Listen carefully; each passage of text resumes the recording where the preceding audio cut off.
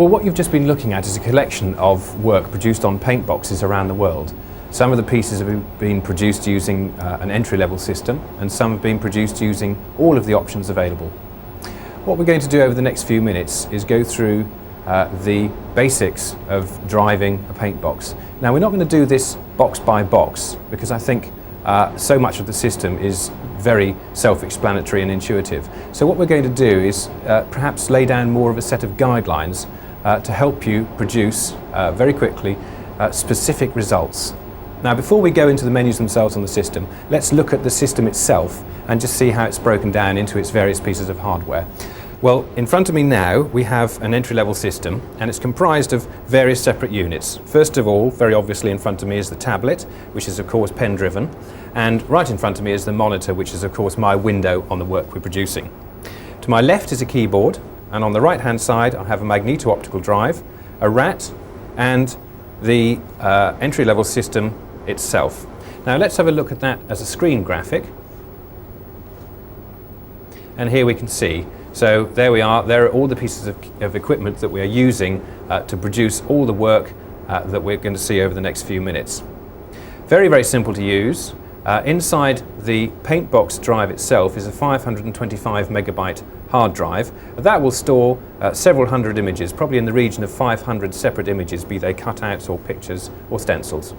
The magneto-optical drive will store, again, in the region of 700 pictures, images, cutouts, stencils, whatever. And those, of course, are removable discs. The keyboard is used to perform various functions on the system, mainly text setting, and the rat is used as a secondary control with the pen to allow you to manipulate cutouts on the screen. So that's a very brief overview of the equipment involved. What we're going to do now, as I said, is go through the menus on the system and look at various aspects of driving a paint box. First of all, you'll notice on the left-hand side of the menu we have our main sub-menus, which are painting, graphics, paste up, and library. Now, the gaps that you see here are in fact filled, of course, later by various options that can be added to the system. So to start with, let's go into the painting menu. We'll wipe the screen to grey. And you notice the cursor in the centre of the screen there. That is indicating that my pen is in what's known as proximity, which means that it is within something like 10 to 15 millimetres of the tablet's surface. As long as it is in proximity, then I have control over various functions on the system. When the pen is out of proximity, as it is there, then I have no control over any menu or function at all. Now, to bring the menu onto the screen or to take the menu off the screen, I can swipe to the left or right, like so.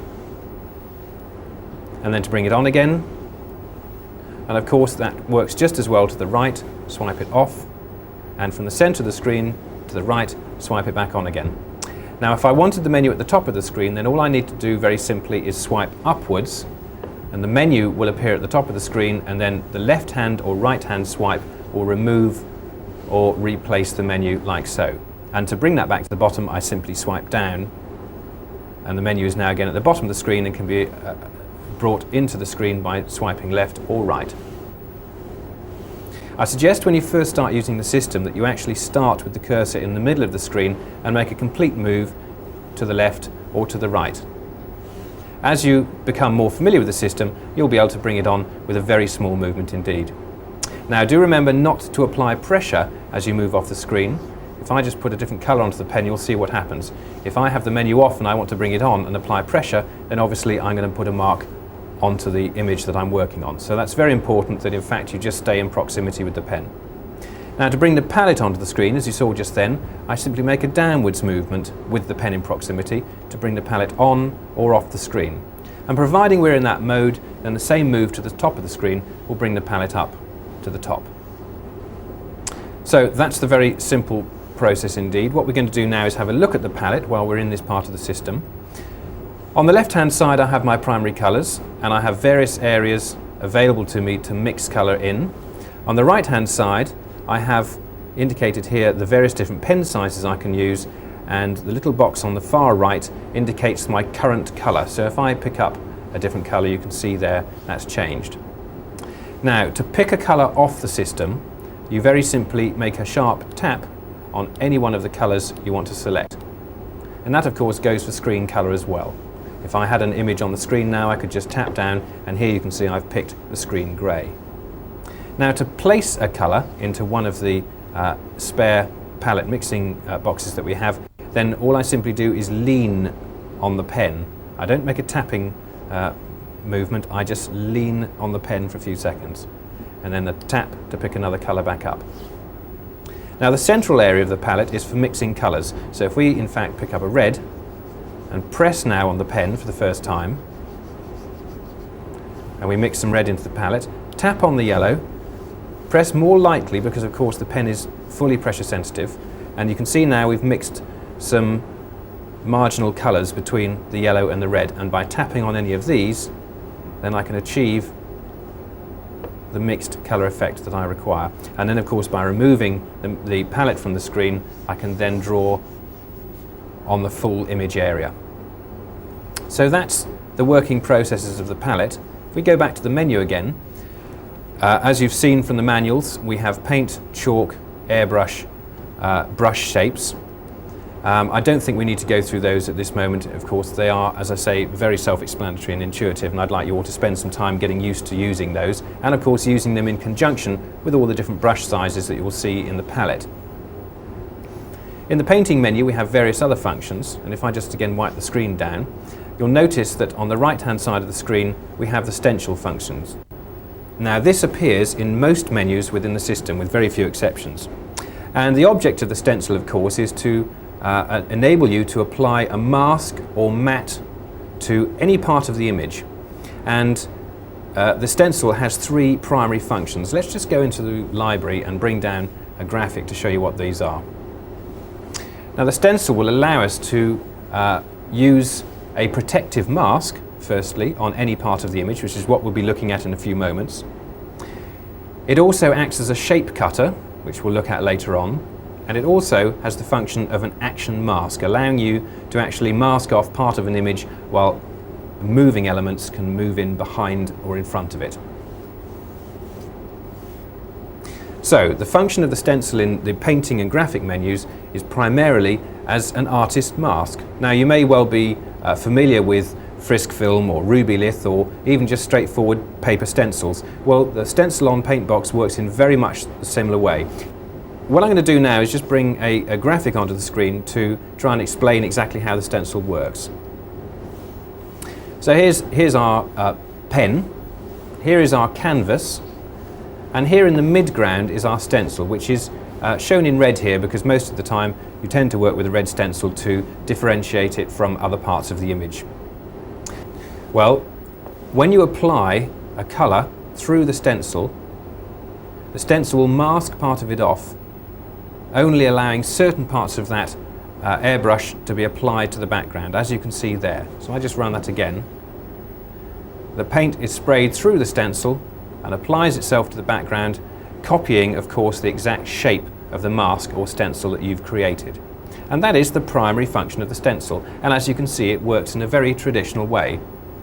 So let's look at that on the screen now. So if I hit Draw Stencil, I have the facility now to add or remove from the screen, and if I wipe the stencil, I flood the screen with the medium. If I remove and wipe, then I empty the screen from stencil.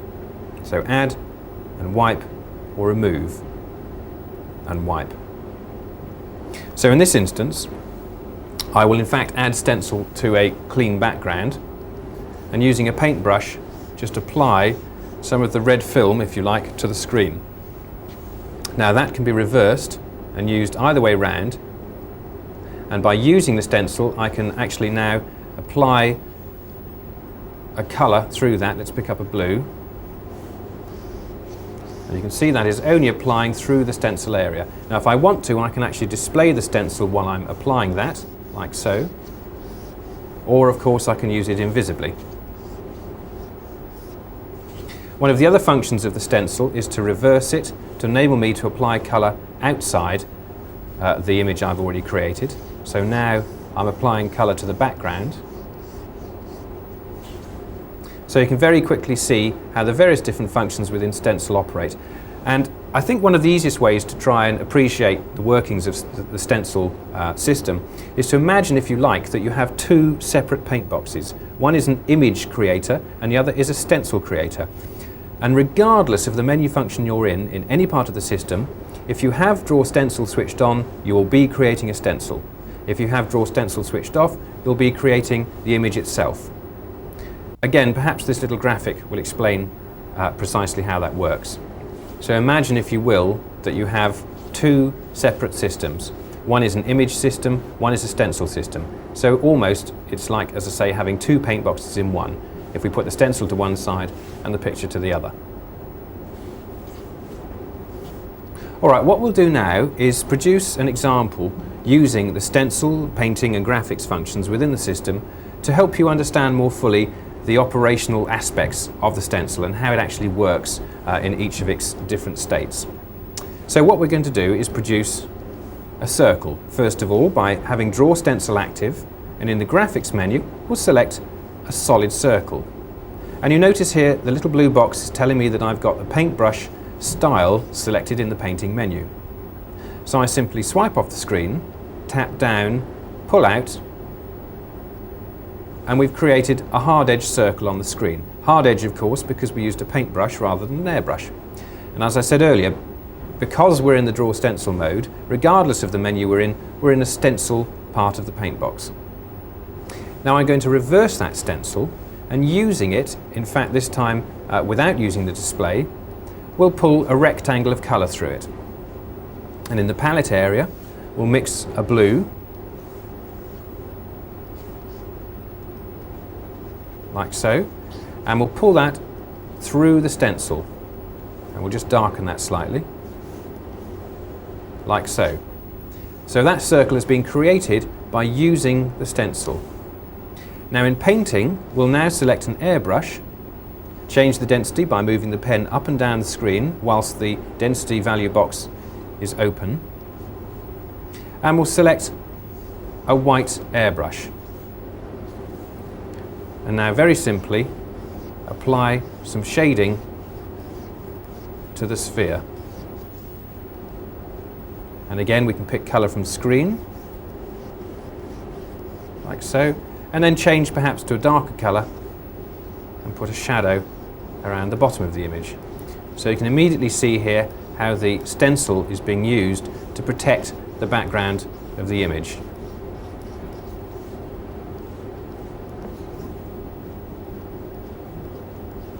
Having created that effect, if we wanted now to put a shadow onto the background, all we need to do is very simply reverse the stencil, so now the foreground is being protected and the background is available for us to paint on. And of course, again, we use the stencil, pick up an airbrush and a dark grey, and very simply paint a cast shadow onto the background, like so. So very quickly you can get a feel for how the stencil works in painting and graphics functions. Now the second function, if we just save that image to one side and go back into the library, we've just looked at the protective masking facility that the stencil offers us. The second use of the stencil perhaps would be as a shape cutter, and let's see how that would work. So if we bring the image back again, we have a stencil that depicts the shape of the ball. We reverse that again, and now in fact we'll move into paste up, and we'll cut the picture and the stencil together, giving us both the shape information and the fill information, like so. And we now have that element of the screen cut out as a shape through its stencil, which we can now move around the screen and place anywhere that we desire. And of course we can reduce the size of it and move it around the screen and replace it. Now the third use of the stencil was as an action mask. And if we bring back the image again, there is our stencil or mask. Let's reverse that and use it in conjunction with the cutout, and now you'll see it will move behind the sphere, creating, if you like, a third plane. So those are the three primary uses of the stencil, and you'll come across those again and again in various menus throughout the system.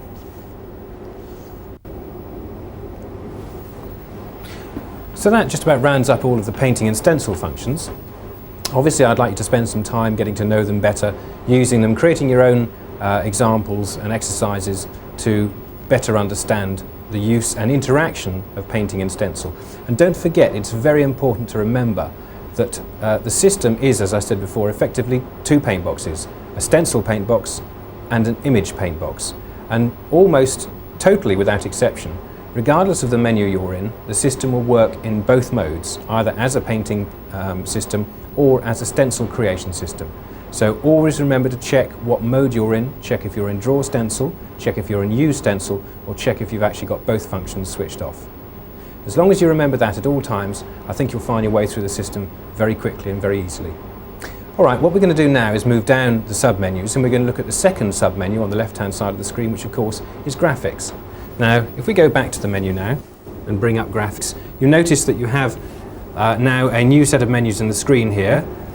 Still we have the familiar stencil, both in Use and Draw on the right hand side, because of course, as I said before, all of the functions actually operate in nearly all of the menus with very little exception. And I think the easiest way to describe these is, if you like, to liken them to a geometry set, because that's exactly what it is. It's a series of facilities that enable you to produce lines, rectangles, circles, ellipses, and again, very intuitive, very, very straightforward to use. So we're not going to go into those in too great a detail. Basically, of course, it enables you to produce these kinds of shapes. Directly from the other image, you can see we have straight lines, right angles, horizontals and verticals, circles, some filled, some outline, ellipses, graduations in any direction. As I say, a complete set of tools that enable you to produce the technical drawing aspect of all of your graphics creation on the system. We'll look at one or two elements in here though. For example, don't forget that whatever we produce in graphics is going to pick up the paint style. So here, for example, you see we have paint. If we go into painting and change that to airbrush, pick up a circle, create a solid one, pick a brush size, tap down in the center of the circle, pull out, tap down again to confirm, and there you can see we've created a soft-edged solid circle. And if we'd had a chalk brush, the same thing would have applied. Let's switch that back to painting, to a paintbrush, and now into ellipses, outline say, smaller brush, tap down in the center, pull out, and depending on how far you move on the X or Y scales, you will create a different angled ellipse. And then again, of course, tap down to confirm. One of the other functions in the graphics menu is the fill function, and what this allows you to do is, let's say if you're working in Stencil, for example, and you've created an irregular shaped outline, like so, then you can very quickly fill that by using the fill function in graphics, by tapping inside that shape. Whatever you fill, you must have a closed border around it. Now the last function we're going to look at in graphics is the grid function. If we just wipe the picture to black, the electronic grid within the system allows us to create any grid pattern across the whole screen or part of the screen, and we can determine the size of that grid by putting different values in the horizontal and vertical boxes in the sub-menu, either by scrolling up and down the screen with the pen or by actually putting a number into the box using the soft keypad, like so. Now that's applied to the entire screen, the whole screen. We can, of course, determine a specific part of the screen to have that grid applied to, like so, and that can then be moved around by using the pen to scroll it across the screen. So a very simple and effective grid system. Now, as I said before, don't forget all of the functions work just as equally in Stencil as they do in image creation, so that of course is applicable at all times. Right, so that's a very brief look at graphics, and again, as I say, please do spend some time trying it for yourselves, trying each of the different functions, try the different brush types, see which is most effective. Really get to know it before you move on to the next step. But what we're going to do now is, using the stencil and the painting and the graphics functions which we've been looking at, and perhaps dipping into one or two new areas on the system, we're going to create a very simple and straightforward graphic now. And for our example this time, we're going to use a current affairs graphic. Now what I want to do is, first of all, create a flag background over which I'm going to half mix a photograph. So the first stage is to wipe our canvas or screen down with a flat colour. So I've taken an off-white here. Then in the painting menu I'm going to select a colour. In this instance we're going to mix a deep red, and then very simply and easily create a loose painted flag background. And of course you choose a brush size that most suits the application that you're working on. To change colour then I can very simply pick up the blue and add another shape in here, and perhaps now I could use the fill function that we looked at a few moments ago to fill in the colour. We'll just take the centre out of that, like so, and then a little line of red, and you can see the brush, the flag beginning to take shape on the screen. Well, what I'll do now is, just to save a few moments, go into the library and bring down one that I've been working on. There we are. So there is my flat painted flag, created using the painting functions within the entry-level system. Now what I'm going to do, before I go any further, is save this into one of our 2 temporary frame stores. And they're sitting here on the right-hand side of the screen, called Old and New. Now, there is no difference between them. It doesn't matter which one we save into, providing, of course, there's nothing already in there that we need to save. So I'm going to save this image in the Old Picture Store. And it's saved along with any current stencil that's applied to that picture. Right, well now what I'm going to do is wipe the screen to black, and I could very easily save that then in the other temporary picture store. So if you like, at any one time I have 3 stores on screen. I have the old store, the new store, and of course the current screen that we're looking at. Now what I'm going to do in this instance is to create a ripple effect on the flag. I'm going to restore through, using an airbrush, to the old picture store, which of course if I tap it will show us as a preview that we have the Union Jack flag in there. And when I take my pressure, when I take the pen off the box, you'll notice that it reverts to the picture I'm currently looking at. So I'm picking a large airbrush, I'm now applying that across the screen and restoring part of that flag. Change the brush size, like so. And I can change the intensity of that restoration by reducing the density of the airbrush.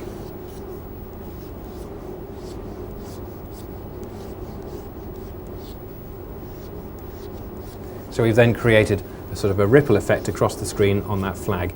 And then if, just as a finishing touch, if I wanted to, take the restore function off, I'm just going to add a few little highlights using white onto the screen like so.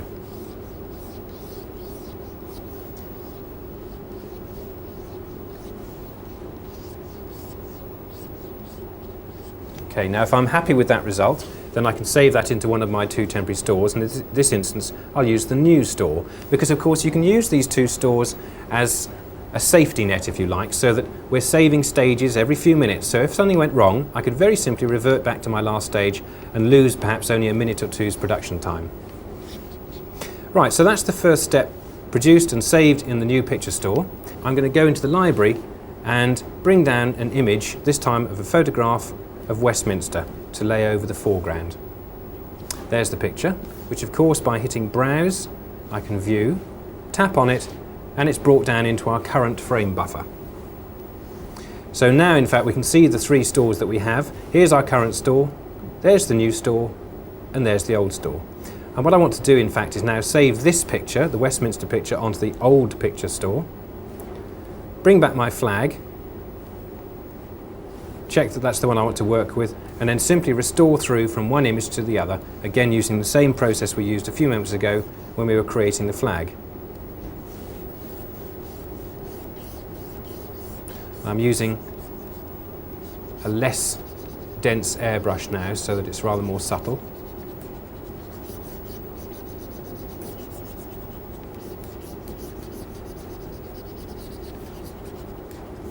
And just down here in the water, like so. So there is the background that I want to work with. Now in the foreground, I need to add our main character, which in this instance is going to be the Prime Minister John Major. So back onto the library, and I'll look for a picture.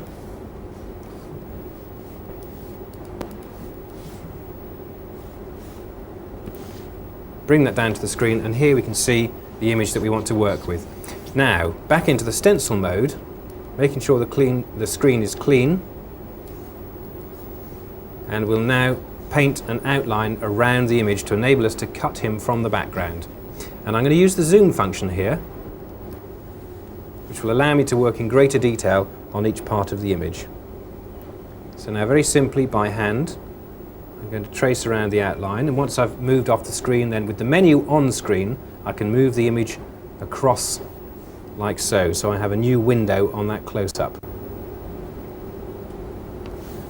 And then move it again. And that's the principle by which we create that stencil outline. So what I'll do now is go back into the library and bring down a finished stencil that we've been working on.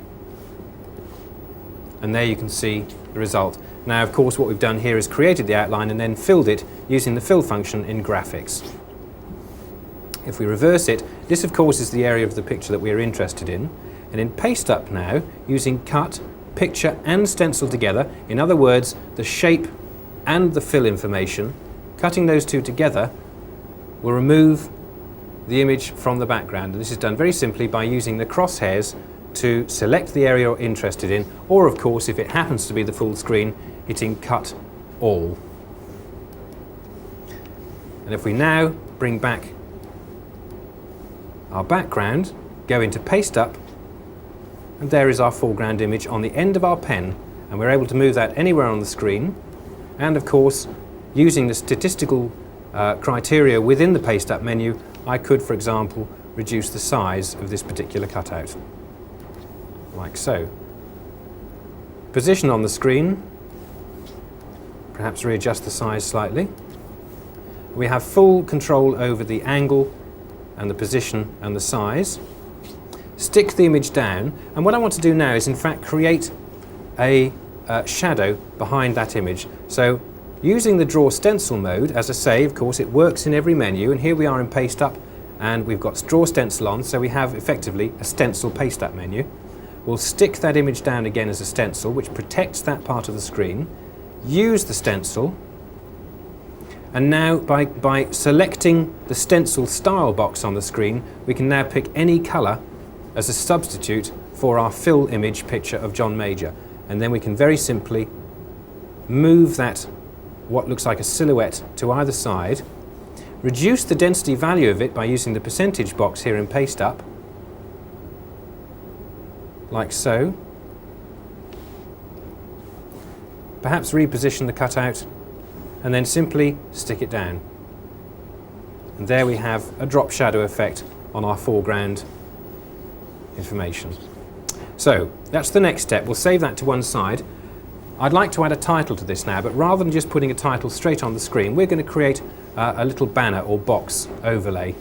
So to do this, first of all, again, we create a stencil. Always remember, if you want to create a separate element onto a screen, do create a stencil first, because it gives you the opportunity to cut it out and move it and save it on the library without perhaps applying a final colour to it. So do always remember to do that first. So a solid rectangle in Stencil, pull it across the screen and tap down, reverse the stencil and now use it. And going back into the palette, we'll select a colour we want to work with, a mid blue, so we'll just pick up that sort of colour. Graphics, rectangle solid, using the stencil, pull a rectangle through the protected area of the screen, or the unprotected area of the screen I should say. And now using the stencil again, what we'll do is we'll mix a slightly paler blue and we'll put a bevel edge on the top, and we'll mix a slightly darker blue and put a shadow on the bottom, like so. Now again, by using the stencil, I could perhaps enhance that by putting highlights and shadows onto it, and that would be simply achieved by creating a protection mask for the middle of that banner box, and then using an airbrush, just increase the density of it slightly, putting shadows and highlights on various parts of the box. Okay, so now we want to put a title in here. Back in Paste Up, we notice that we have the ability to cut not only the picture or the stencil, or both together, but also to cut text. And loaded into the text menu at the moment, we have one of 3 current typefaces we can use. And what I'm going to do is, first of all, set it at 50 lines in height, and we'll set in capitals the word Westminster. Now, of course, this is where I could be using the keyboard instead of the soft key menu you see on the screen. Reduce the size a little more. We can always reduce the size after we've produced the text. And of course, we've got the ability to produce more than one line of text. And of course, we can change the kerning either by the entire line, by the entire screen, or by single letter. So for example, here, I could open up the gap between the S and the T, like so. And of course we can change the baseline of each letter as well, but in this instance I'm quite happy with that layout as it is. So now of course we select a colour, and I'm going to select this colour in fact from the screen, not from the palette area. So we tap on the border of our banner, and there you can see the lettering taking up that colour. Simply stick it down, and again if I wanted to here, if I wanted to put a shadow on this, all I need to do is very simply add that text now as a stencil, so it protects the text area, and then simply use the stencil, and back in Paste Up we'll select this time a very dark blue for the text. We'll cut it out so it's on the end of our pen, and then we simply move it away from behind our foreground text till we're happy with the position, and then stick it down. And there we have the completed graphic. Very, very simple and quick to create. Drawing upon the various functions we've been looking at earlier on in this tape: stencils, graphics, painting, and of course now Paste Up. Very simple to produce, and I'd like you to go away and try and produce some of your own using the same sort of principles. Pick various different examples, produce backgrounds, find photographs for foregrounds that you can cut out, and blend your own images and find out exactly what the different functions enable you to do.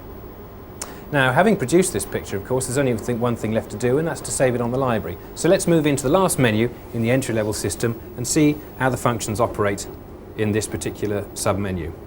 So the library, of course, is our management system. It allows us to save and retrieve all of the images that we're working on, whether they're cutouts or stencils or pictures or grids, any type at all. So in fact, we have a sub-menu called Types, and here we can see pictures and stencils and palettes and cutouts.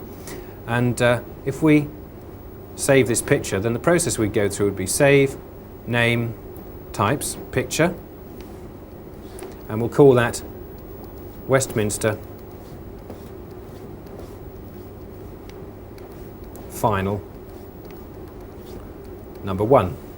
And I'm going to put that onto my system drive, so I select the local as opposed to the exchange box, and that will now save onto the system drive of the disk. Now, if I want to find that picture, I simply hit Find, Types, well, it's a picture, so I select the Picture menu. The name is Westminster Final, and I can type the whole name or an abbreviation of it. I can put West and Final. So we select the local drive, hit the End box, and there it is. We can browse that now in the full page menu, or of course we can fetch it by tapping it, or by tapping the title. If we want to know more about the picture, we have information available on it. Westminster Final, the file type, the disk it sits on, and the date and the time that it was produced. Now, when we're saving and retrieving images on the system, we have 6 different category types that we can actually file under. And if we bring those up now, we can see here a name.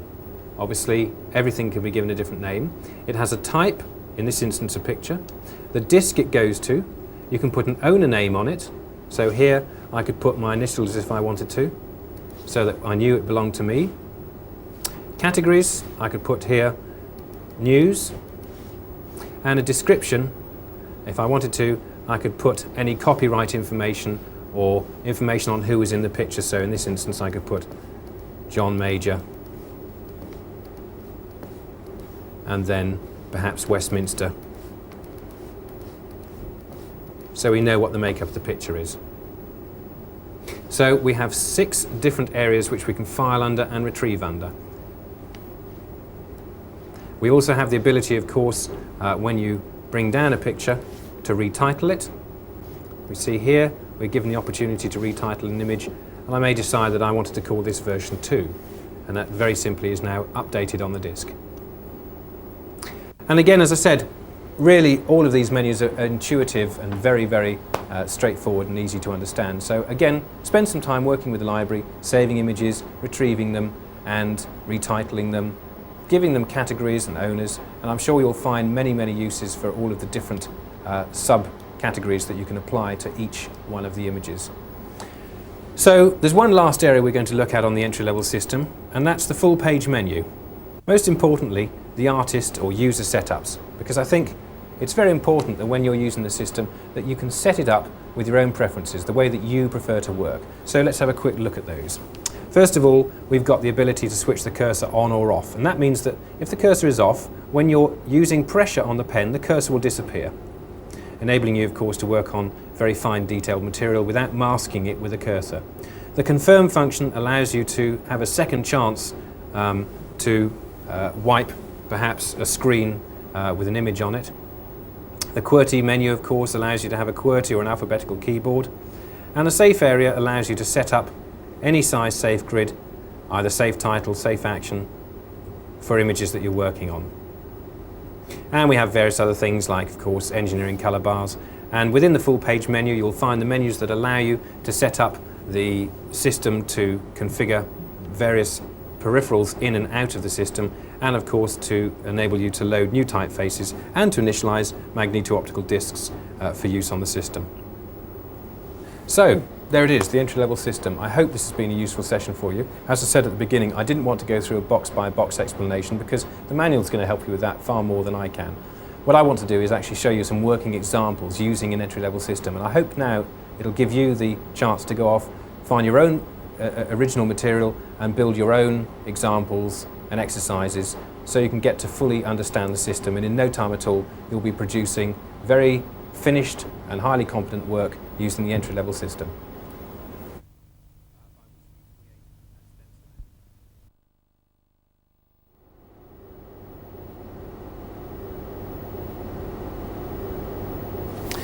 So the first of the options that we're going to take a look at now is the special brush option, and that can be found in the painting menu.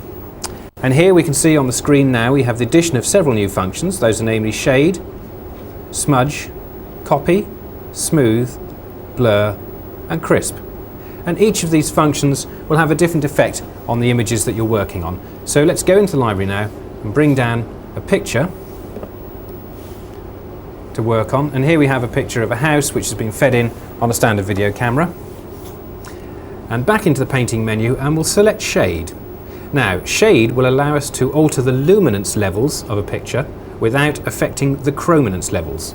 So if I just pick black in this particular instance and select an airbrush, then by moving across part of the image and applying shade to it, what I'm actually doing is just darkening the back of this house. I'm not changing the colour levels in any way at all, I'm just changing the luminance levels.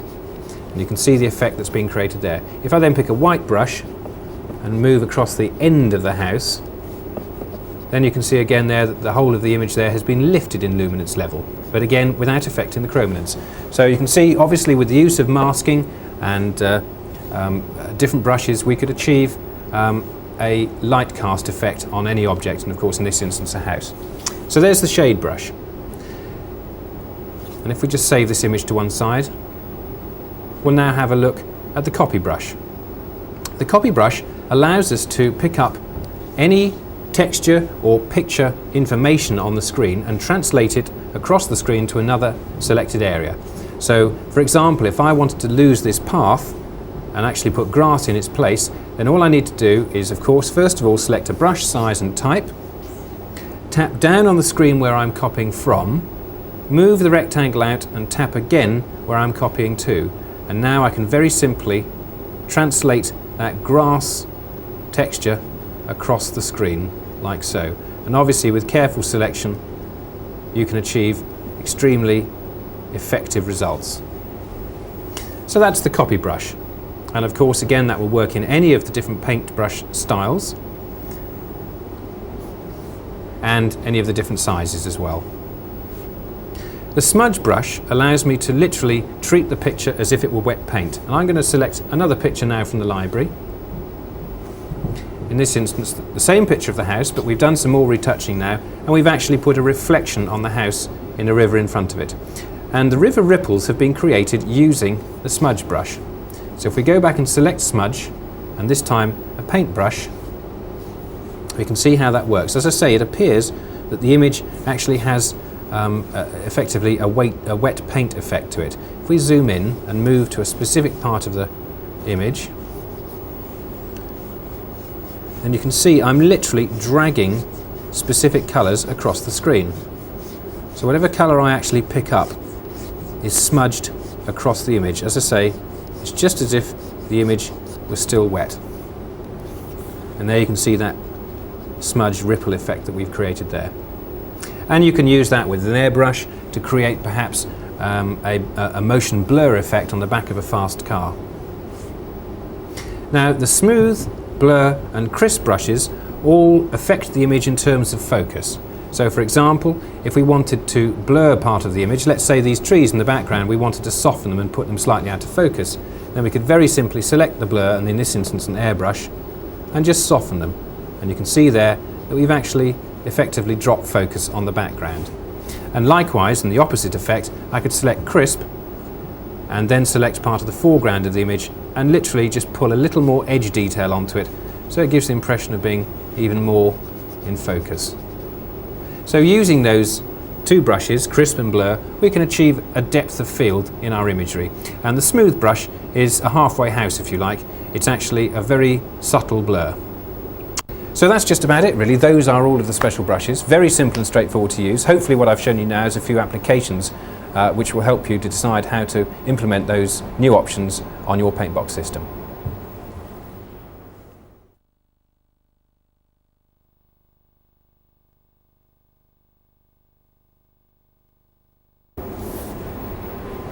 The Paintbox Effects option concentrates mainly on the areas of colour correction and keying. So we're going to take a few examples now and look at those areas in more detail. First of all though, let's have a look at the effects menu, and you can now see on the left hand side of the screen we have that little gap filled up with the effects sub-menu. And immediately we can see in this area the boxes Overlay, Field Mode, Colour Map, Mosaic and Colour Fettle. And we'll be having a look at all of those in more detail as we go through this module. So first of all, let's look at Overlay, and we'll go into the library and bring down a typical example. Okay, now here we have the Quantel logo that's been fed into the system on a video camera, and unfortunately we didn't have a very good example of the logo, and it's on a piece of paper that's obviously been creased and it hasn't been lit particularly well. So rather than having a black and white to key from, we've got dark greys and pale greys. Now the overlay in the effects option gives us the facility to choose the levels that we key from, the luminance levels that we actually key the picture through. So these two little boxes to the right hand side of the overlay box indicate the highlights and the lowlights that we are selecting to produce a key level. So as I move around the screen with the palette up, I can select any particular colour and plant it in the left hand box, for example, any particular second colour and plant it in the other box, and then those two levels will be the key that we set up our picture on. So what we need to do in this instance, of course, is choose the darkest highlight, which is around about that part of the screen, and place that in one side, and then the lightest low light, which is probably around about that part of the screen. Place that into the left hand box and then run an overlay across the whole screen. And if I now wipe the picture to black and hit draw sten, you can see that we've actually separated the foreground element from the background. And if we reverse that, we could use that now to pull a colour through, like so. So that's one of the primary uses of the overlay function. Now, whilst you're actually producing an overlay, if we just reselect it from the library, we're able, once we've set up that particular level, to use the Icon and the key facilities, which are also found with the effects option. And if I hit Icon, it gives me an immediate black and white reference of the stencil I've just created. And if I hit key, it keys the area that I've selected over a neutral grey background, and I can move that image around the screen and check all areas to make sure the key is all right. Now, one of the other uses for overlay is to produce a halftone image from any picture that's been fed into the system. So again, if we go back into the library and select a different shot, okay, again there's a colour frame that's been taken from a video rush that's been fed into the system. And what I'll do is now go back into the overlay menu, and I'll select again the highlight from the sky and the lowlights from the shadows in the foreground.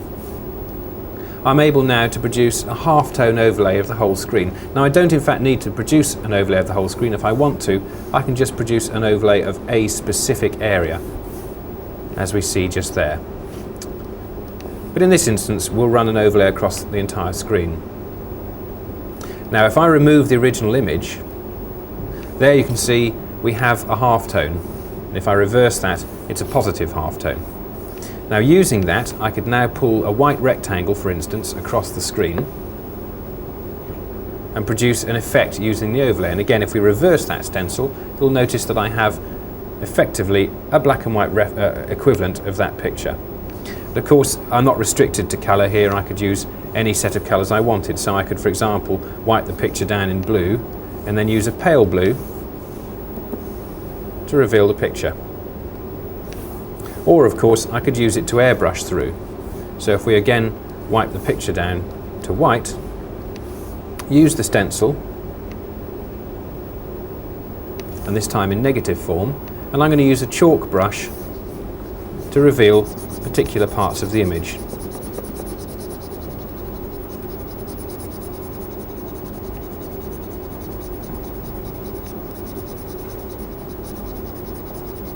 So there you can see how you can actually use an overlay to produce an illustrative effect on the screen.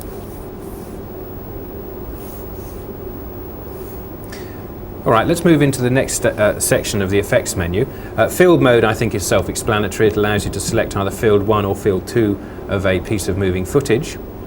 Colour map perhaps is a little more complex. So again, let's go back into the library and bring down a colourful image. We'll save that on one of our 2 temporary picture stores. And back into the effects menu, we'll have a look at colour map and see how it works. Colour map allows you to reselect colours for specific areas of the screen by tonal value. So in other words, what happens is the system will look at the screen in terms of luminance levels. So in other words, this area of the screen will be quite dark, this area is obviously quite light. And using the palette as a 100 to 0% grayscale, it will reinsert colours that you have set up in the palette. Perhaps you'll understand that more easily if I actually run an example through here. So if I select the airbrush, and let's say select a dark blue, and place that on the left-hand side of the palette, with perhaps a little black, what's going to happen now is that everything that is dark grey to black is going to become dark blue to black. Then at the other end of the scale, I can insert, say, a yellow to white, and now everything that is very pale on the screen will become yellow or white. And then through the midsections, I can add other colours. Now, I'm adding very bright colours here so you can get a good idea of the effect that we're actually creating. But of course, you can create extremely subtle duotone effects using colour map. There is my palette set up with the colours. In the effects menu, I'll now colour map the whole screen, or again, just part of the screen. And there is the direct correlation of the palette being applied to the picture by tonal value. And that basically is how colour map works. Just one little pointer, the colour map reads down the very centre line of the palette. So what's at the top and the bottom is actually immaterial. And obviously if we used hard lines in here instead of an airbrush, you'd have very hard stepping effects on the screen instead of a soft transition between 2 colours. So that's the colour map function. Let's move on through the system. Mosaic, again, I think is very self-explanatory. It cuts your screen up into pixels of certain sizes that are dictated by the numerics that you add into the horizontal and vertical boxes. And again, you should just try that a few times to see the kind of effects you can create. Now, Colour Fettle is our colour correction facility within Paintbox. And if we go back into the library again, we'll bring down a picture to work with. Now in this instance, again, we've got a video still, which we'll just save to one side.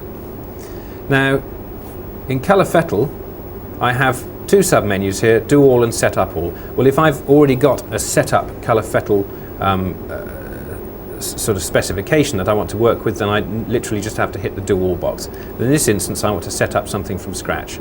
So first of all, I'll original all of the statistics in there, so we're back to a clean slate, as it were, and I now have brightness, contrast, cast and saturation control over this image. So I may decide that it's a little dark, so I'll just brighten it slightly. And there in low resolution we see a preview of that actually happening. I may decide the contrast is not quite enough, so again I'll increase that slightly. And perhaps the cast is slightly green, so I'll just reduce that part of the image.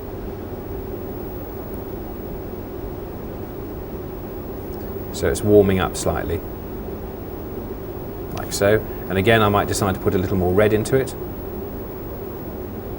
and a little more blue. I can go into saturation. I may decide that the entire image needs desaturating, so I select all of the colour levels and reduce the entire saturation levels perhaps to 90%. And there again is a low resolution preview. Now I can try the image without committing it, and there we can see our colour correction being added to the picture. And if I'm happy with that, then I can confirm it to the screen by hitting Do It. And now by switching to our old store, we can see the differences between those two images. Now that's quite a subtle colour correction, but of course using that Colour Fettle menu you can actually achieve extremely radical changes to your image.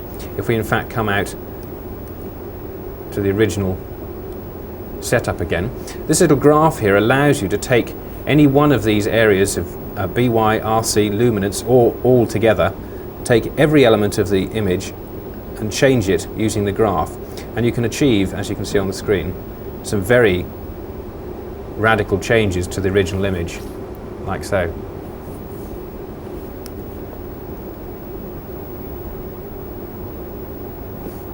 So that really rounds up all of the facilities that you'll find in the effects option on Paintbox. And I hope again that's been useful and given you some ideas and some guidelines as to how to actually implement certain parts of that option.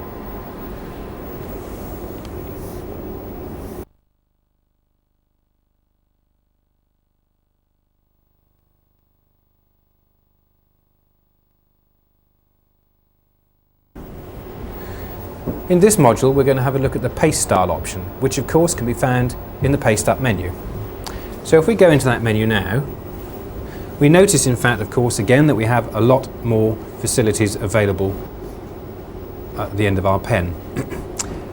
The styles themselves are outline, surround, solid, shadow and emboss. Now we're not going to look at each one of those in detail because again it's intuitive and fairly self-explanatory. What we are going to do is just look at one or two other ways to use these particular styles. So if we bring a cutout onto the screen and we'll just reduce the size of it slightly, there may be an instance where I actually want a cumulative effect. I don't want just an outline or just a solid shadow. I actually want a combination of, let's say, a drop shadow and an outline. Now it's important to remember in this instance that the first thing to do is to set up the shadow, because that's behind the outline, because this is a two-stage effect. So let's change the angle of the shadow. Let's increase the density of it just slightly, increase or decrease the length of the shadow, like so. And once we're happy with that level, we commit that stage and stick it down. The second step is then to apply the outline, and we'll select a colour for this from the palette. And there is the outline stage, and stick that down. So there we've successfully accomplished, very simply, a drop shadow with an outline on our foreground object. It has to be done this way round, otherwise the shadow will fall across the edge of the outline. And remember at all times, of course, that you can combine many or all of these effects on any single cutout, but you have to appreciate that you have to apply them at different stages. Now, one of the other ways that you can use, of course, all of these paste style effects is in conjunction with a stencil. So if again we take this logo as our example and first of all create a stencil for it, like so, we'll reverse that stencil and we'll use it in conjunction with one of the graphics facilities we looked at earlier, which of course is a graduated rectangle.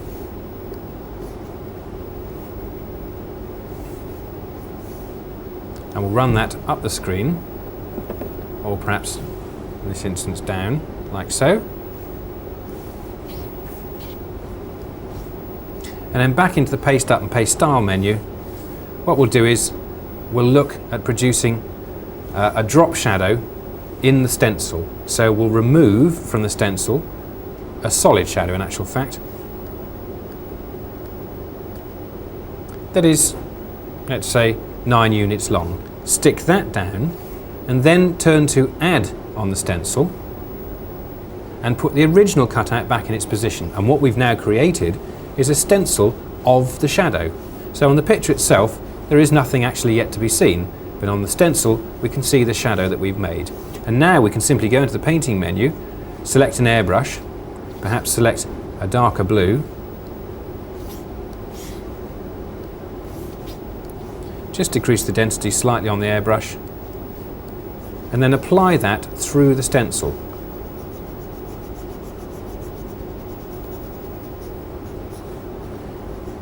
Then using one of the special brush options, in this case the shade, we'll add some highlighting into that shadow. And then going into zoom, of course, and selecting an even smaller brush, we can even add highlights to each individual letter. So you can see immediately how flexible these style options are.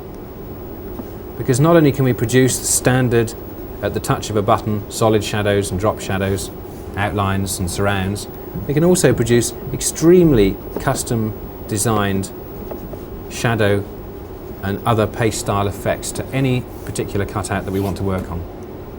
The same would go, of course, to perhaps an outline, so we could go back into the Paste Up menu and this time select Outline with the stencil on, stick it down again, reverse it, use it in conjunction with an airbrush again, perhaps this time just picking a white airbrush, and we could just dust a little highlight onto the edge of that at any particular point.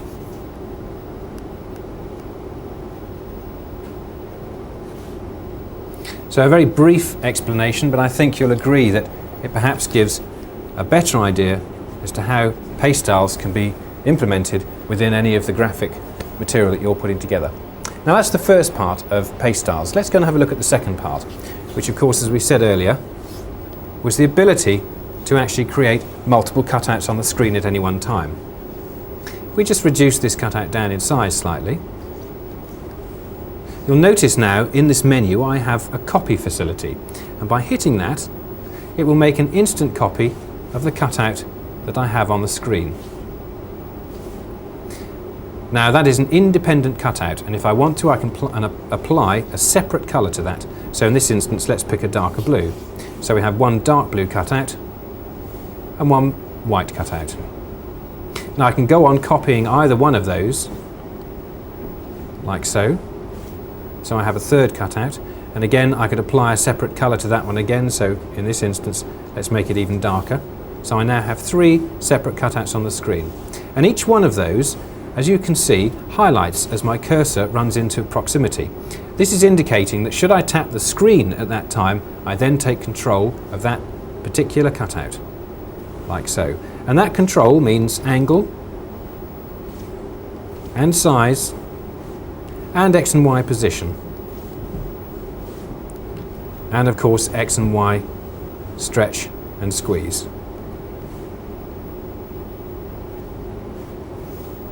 Now the multiple cutout facility isn't just restricted to cutouts of a similar style. I could go back into the library at this stage and bring down perhaps a totally different kind of cutout altogether. Let's take the cutout of the Prime Minister from the entry-level tape we were looking at a few moments ago, reduce the magnification, and there you can see I now have 4 cutouts on the screen. and I can go on up to a maximum of 99 cutouts. Now the great advantage here, of course, is the ability to actually build up page layouts, seeing all of the elements on the screen at the same time. So you may decide that you want to increase the size or change the position of any single element when you can actually see everything together on the screen, because you get the full interaction of your every element of your page on the screen at the same time.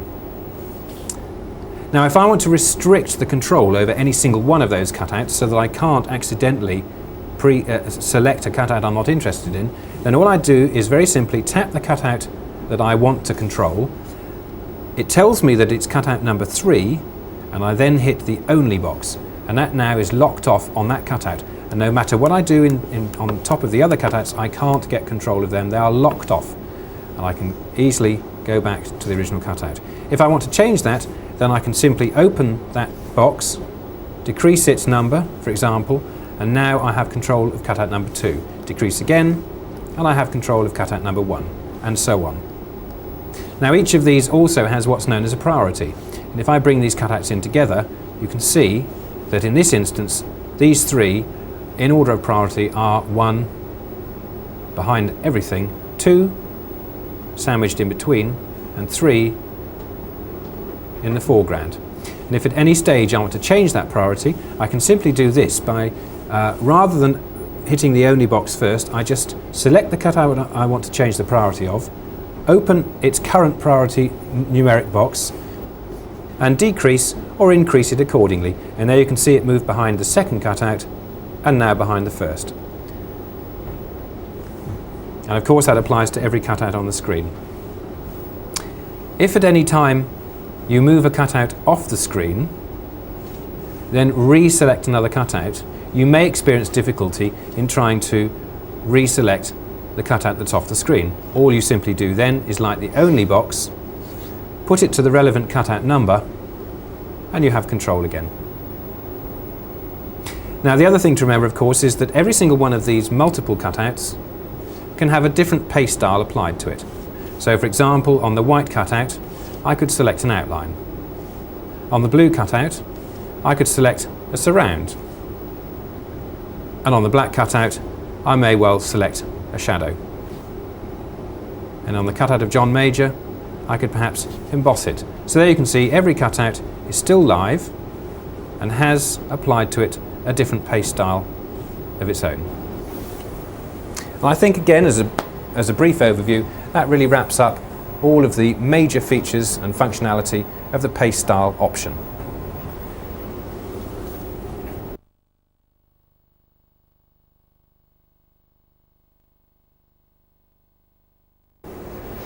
Adding the 3D perspective option to your Paintbox opens up a whole new range of possibilities for picture creation within the system.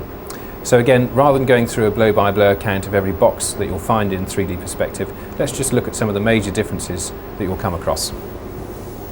First of all, you notice, of course, we now have a subdivision in Paste Up, which says 3D. Before we go into the menu, let's go back into the library and bring down a picture to work with. Now obviously, just like Paste Up in 2D, any image we work with in 3D has to be a cutout before you can manipulate it around the screen. So back into Paste Up, and we'll move into the 3D part of the system, and we'll cut just the picture itself from the screen.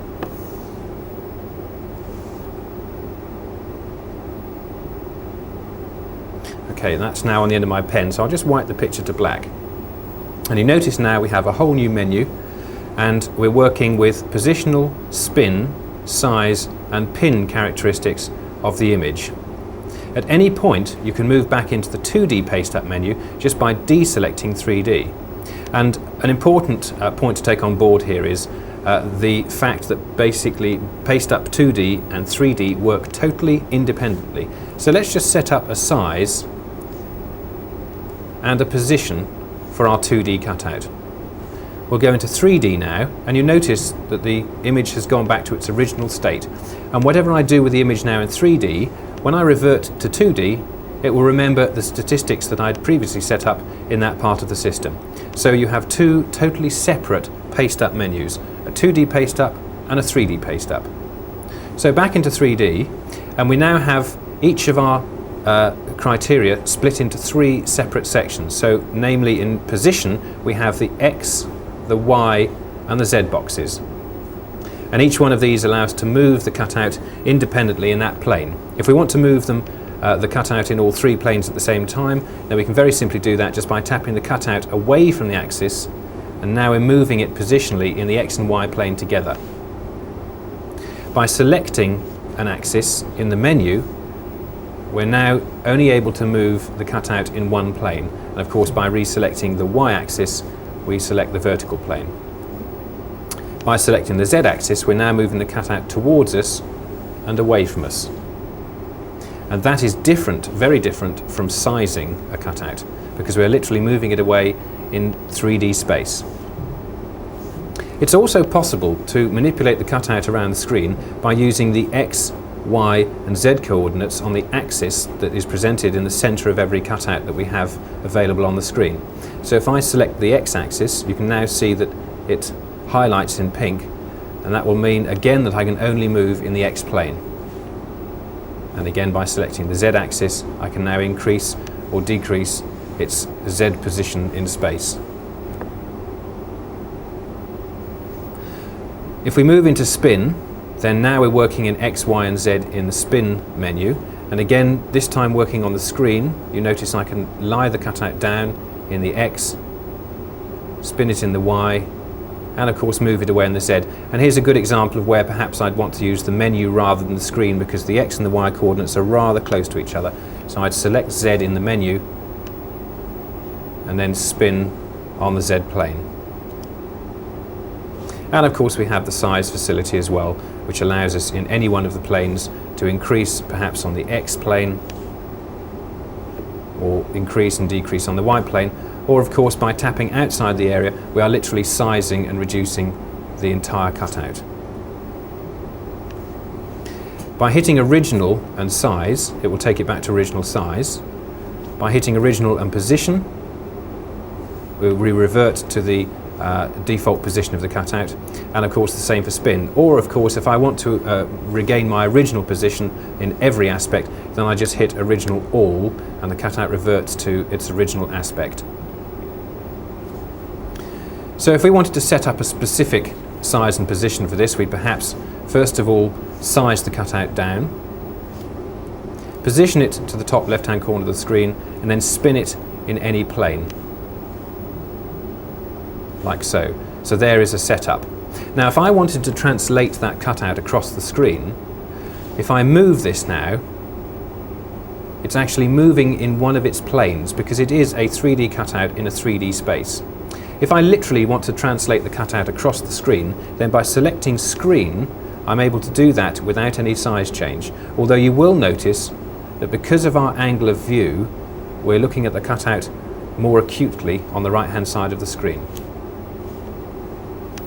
If I want to spin the cutout around and see the other side, then we can do that very simply.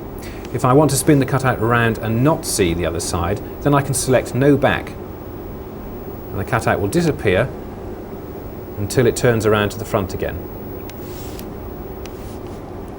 It's original all on the cutout. Size it down slightly. Now what I'd like to do is have a door opening effect on this particular cutout. So rather than spinning it around the Y-axis in the center of the screen like so, I want to spin it so that it turns on the left-hand edge of the image. And I can do that very simply by selecting position and axis and repositioning the axis itself to the left-hand side of the cutout, and then reselecting spin, and I can now move the cutout on its left-hand edge. And of course that applies to any point on the screen. It doesn't actually have to be within the cutout. I can move the axis off the cutout completely, like so, and then spin it from that position. And again, I think the best thing to do here is to experiment with various different setups and try all of the different criteria within each menu to see exactly what kind of effects you can create. You notice that when I highlight any one of the boxes, I get a sub-menu of increase, decrease, quarter, half and whole. And this basically allows me to very quickly turn the image a quarter turn or a half turn or a whole turn.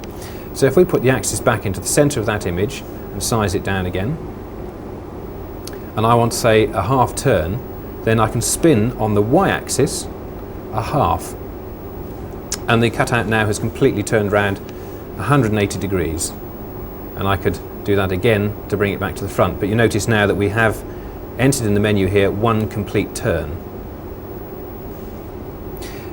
Now we'll move into the pin characteristics next, but before we do, I'm just going to go into the library and bring down some images to work with.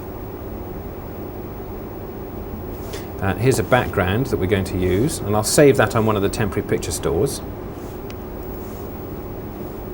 And here's an image of a car. Now I'm going to cut this out, select the only box because I don't want to keep the first cutout on the screen. Of course, it's important again to remember that all of the multiple cutout features and facilities that we saw in the paste styles option are available also, of course, in 3D. Now we're cutting that image out. We'll bring back our temporary picture store, put the cutout back to its original size, and what I want to do now is actually place this cutout into that billboard. Now this would actually be quite difficult to do using the positional, spin and size characteristics. So I'm going to use something called corner pinning.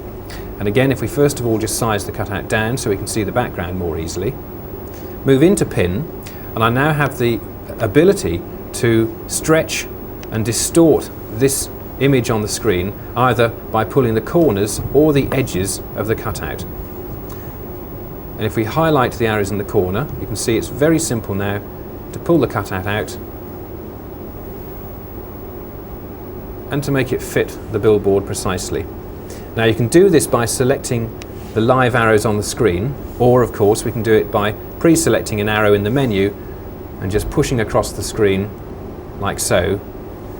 So again, if we have a very small cutout or we're unable to actually pinpoint the live arrow on the screen, we can do that by pre-selection in the menu. And of course, as I say, that applies to the tags and the edges of the image. Now it's also possible, if we size the image down now, to actually change the size of the graticule we're working in. So for example, what I can do is actually pull the corner pin graticule outside the background, and there are various instances where this would be very useful to gain more control over the image you're working with. And once we go back to the arrows again, we have the same control we looked at a few moments ago. Now of course you can mix any one of these corner pin setups with the positional, spin and size characteristics at the same time. Obviously the flexibility and the opportunities that are presented to you with the Paste Up 3D menu are virtually limitless. And again, I think it would be a good idea if you spend quite some time playing with the 3D perspective option and trying out various different examples and exercises so you become very familiar with this part of the system.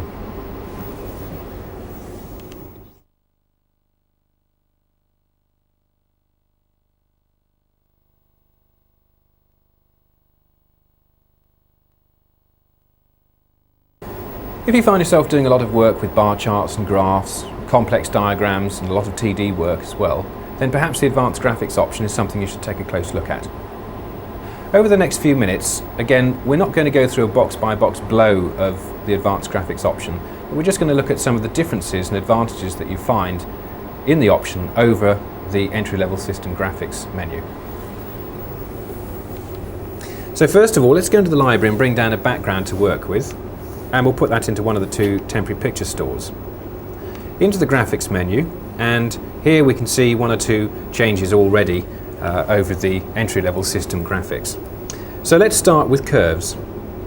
Now curves allow you to produce, if you like, the equivalent of French curving on the Paintbox system, and work in two main modes. That is basically an open curve or a closed curve. Let's start off with an open one. Choose a brush size, because again, whatever brush size you work with applies itself to the curve you're producing.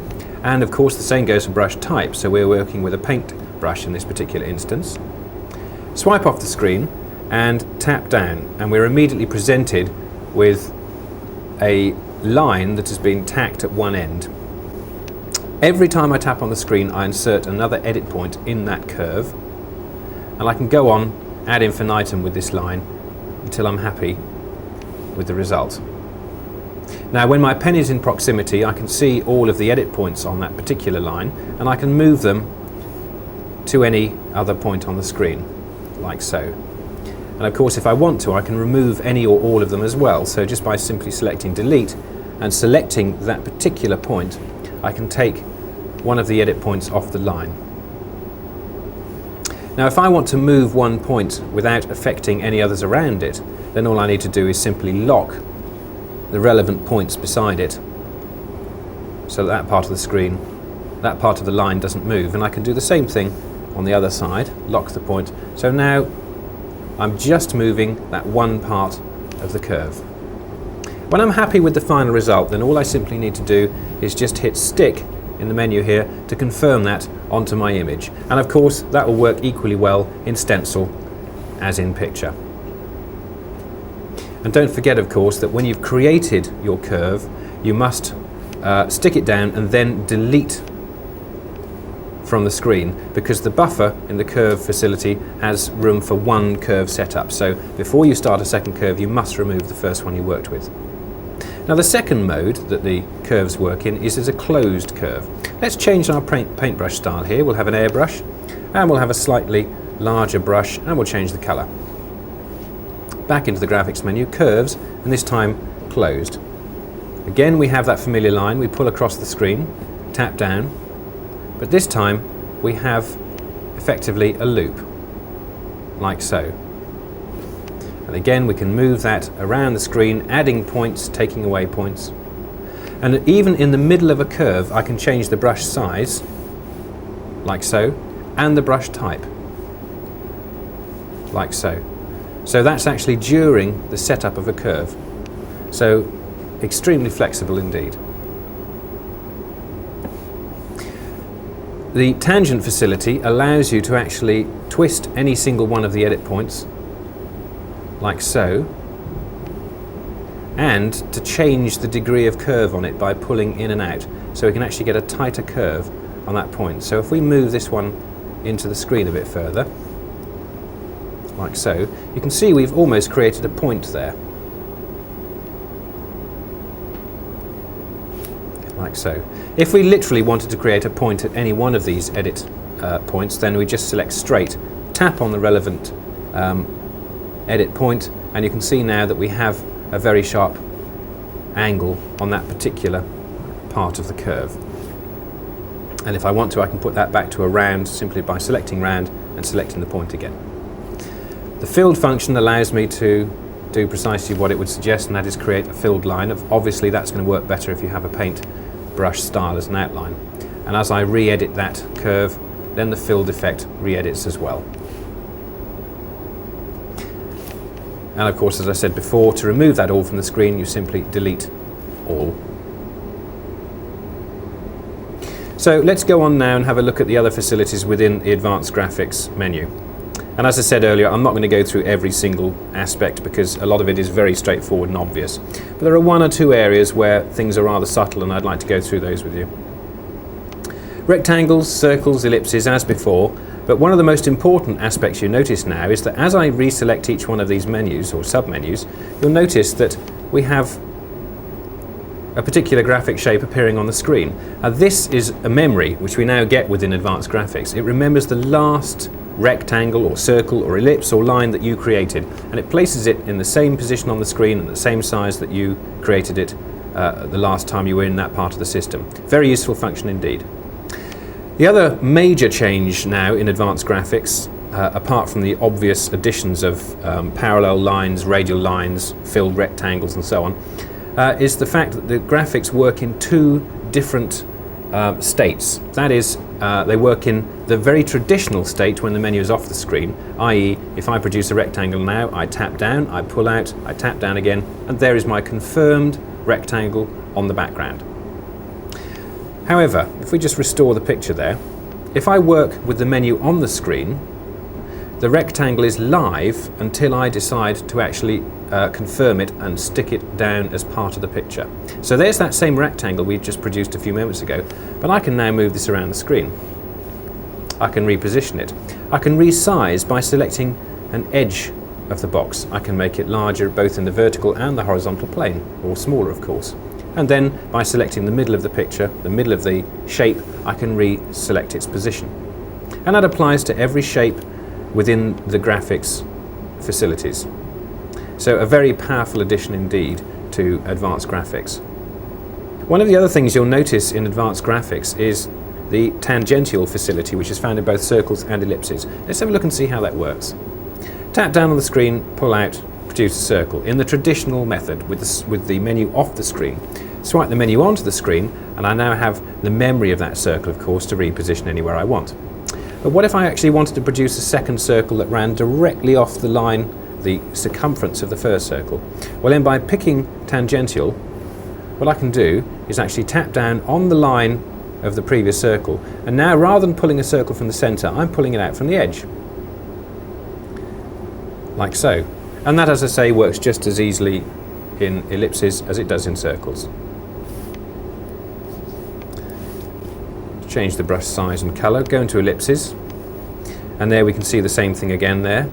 And of course we've got angle here as well, so if we produce an ellipse like so, then using angle we can very simply turn that to any degree on the screen, or of course using the soft keyboard here we can put a specific angle into the box, like so. Okay, one of the other additions you'll notice on advanced graphics is the grid menu, which has now been added to in various different ways. Obviously we've got the same horizontal and vertical gridding system that we've used before, but we've got a nice addition now, tabulation, which allows us to actually set up a tab on specific parts of the screen, like so, and use those as reference to work from within any grid that we then set up across the image, like so. And most of the other functions perform in very much the same way as the grid on the standard entry-level system. Before we leave this module, let's just have a look at another addition to advanced graphics, and that is the glue function. So we'll select glue first of all, and then we'll move through the graphics menu, just creating a few lines and rectangles to work with on the screen. So here are some connected lines, like so. We'll move down into the rectangles menu, select a different color, and we'll just edit the one we already have on screen there and stick that down. Move into circles, change the color again, and we'll translate the one we have across the screen, and we'll enlarge it slightly, stick that down. Moving into ellipses, we'll put the menu at the top of the screen. We'll change color first, and we'll reposition the ellipse, change its angle, something like that perhaps, and just move it down to the bottom of the screen, and we'll stick that down. Right, now if we just take the menu off the screen, before we do we'll put use on the glue, and you notice now that my cursor, whilst remaining yellow most of the time, changes to blue as it snaps to specific points on all the graphic shapes. So it's going to the corners of the rectangle, it's going to the junction points of the straight lines, it's going to the center of the circle and to the circumference, and it's going to the circumference and the center of the ellipse.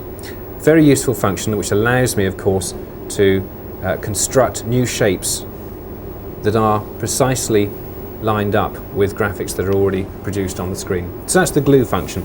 And again, when you finish with that and when you change the graphics, don't forget to clear the glue function so you're ready to set up for a new graphic on the screen.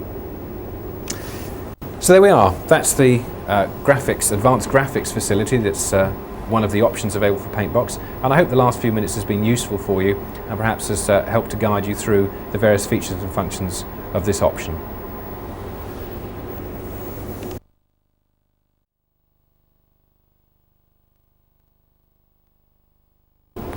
Paintbox's animation option gives you 3 new facilities to add to your Paintbox. They are namely cell animation, sequencing, and external video recording device control. And we'll start off by looking at that part of the option. Now you can see, of course, first of all, the animation menu has appeared in the left-hand set of sub-menus, and if we go straight into that sub-menu, you can see we have Sequence, Cell and VTR. Now in this instance it's saying VTR because we do in fact have control from the beta cam on the right hand side of me, but we could just as easily take control of a disc recorder such as an A60. At the bottom of the screen we have an extension of the front panel controls, so we can shuttle forwards and backwards. We can actually jog on the screen using the pen, and of course we can rewind and play in the normal fashion. The bottom right hand box shows us our current time code, and you can see it moving there. Just stop the tape, run it backwards. The box above is telling us the status of the recorder at any one point in time, and the controls, or the boxes at the top of the menu here, are giving us control over the frames that we feed into and play out from the Paintbox system. So first of all, for any frames that we want to feed into the system, we enter a start time code in the bottom of these two boxes. So for example, if we wanted to take the frame that we're parked on now into the system to work on, we simply enter that as our start frame. The set box has now readjusted itself to that particular frame, and that will always sit there showing us that that's the start point of that animation until we load that frame in. So if we want to load the frame in now, we simply hit the buy box, the tape will pre-roll, go into play, the menu will disappear from the screen at an instant that we're recording that frame, like so, and then it will go into standby. And what's happened in fact is that the set box on the right hand side has now increased by one frame, telling us that would be the next frame we would feed into the system. And if we go into any other menu on the Paintbox now, we can see that we've grabbed that specific frame. Exactly the same thing happens with the upper set of controls, but these refer to playing out to tape, so recording to tape from the system. And again, you set your start point and you sell a single frame at a time onto a recording device, in this instance, as I say, the VTR. So really that's all there is to it, a very straightforward menu, and giving you full control over the external recording devices that we're using. Okay, let's go into two other parts of the animation menu now. They are namely Sequence and Cell, and we'll start off with Sequence. Sequence is a facility within the system that allows you to record your hand movements across any part of the system, be it in the menu or on the screen. And it allows you to save it on the library and retrieve it and play it as a one-off or play it as a loop. So let's make a simple sequence up to see exactly how it works. What I'm going to do is actually write a word on the screen, record it using the sequence, and then replay it using different paint setups. So what I'll do is I'll record on cue, which means that I'm going to use button 2 on the rat to set off my recording. Go into the painting menu, selecting a paintbrush and a colour, I shall write the word paint on the screen. So we start recording by pressing button 2, and you'll notice the cursor will go red. Write the word paint,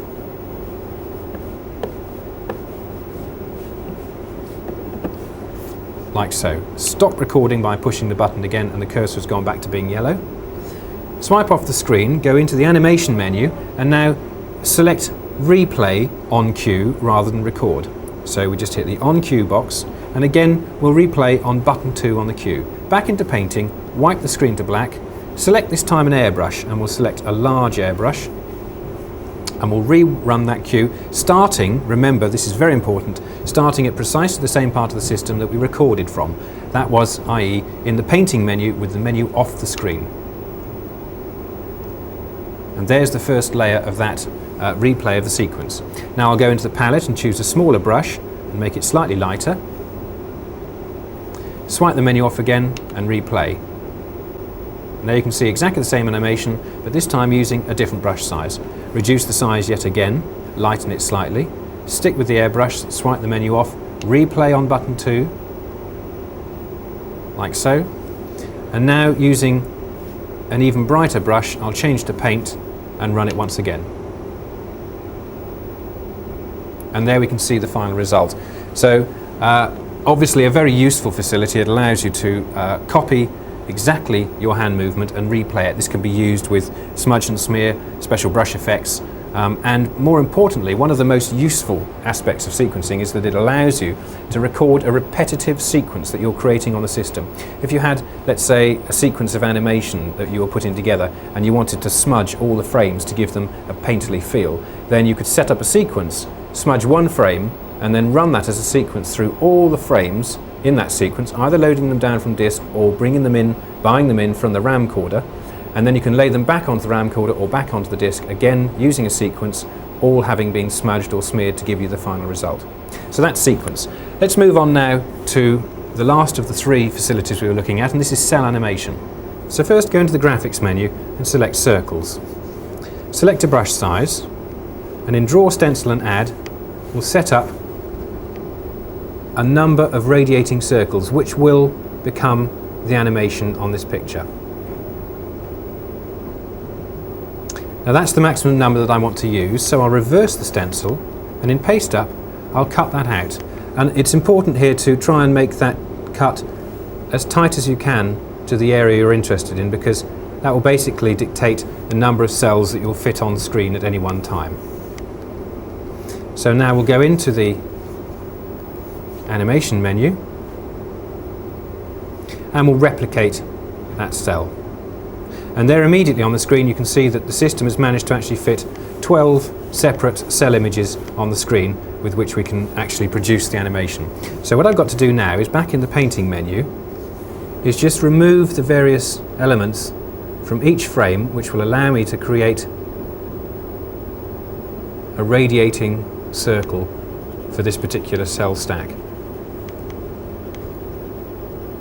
I'll just increase the brush size there.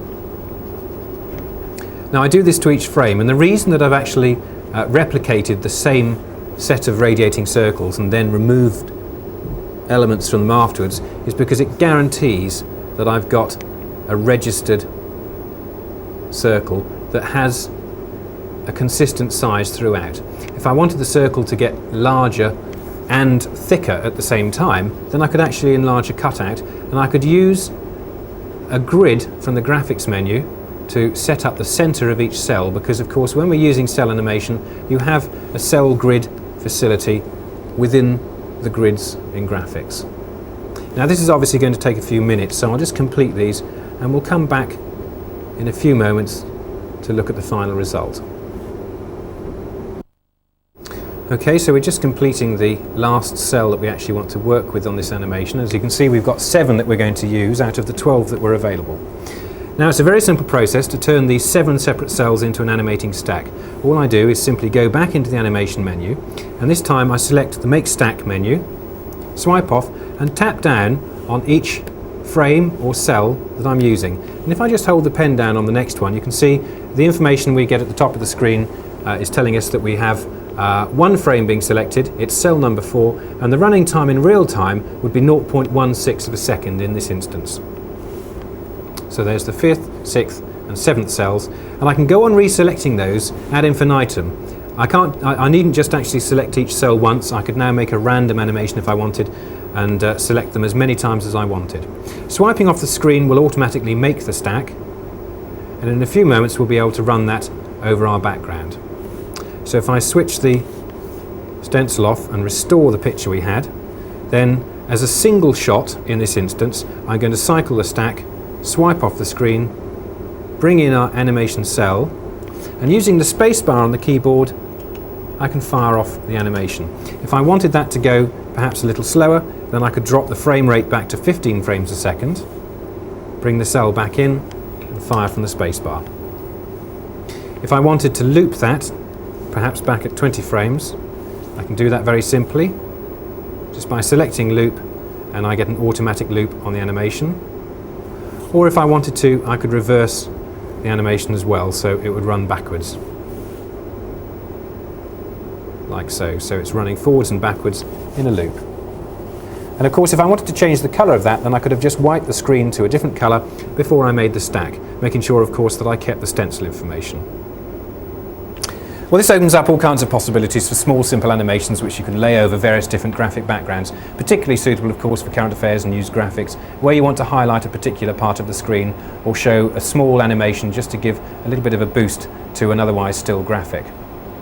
So there we are, that's the cell animation facility, which I think you could find particularly useful in news and current affairs graphics production, where you can obviously highlight specific parts of a map or graphic, and of course boost and add a little bit of life to an otherwise still graphic.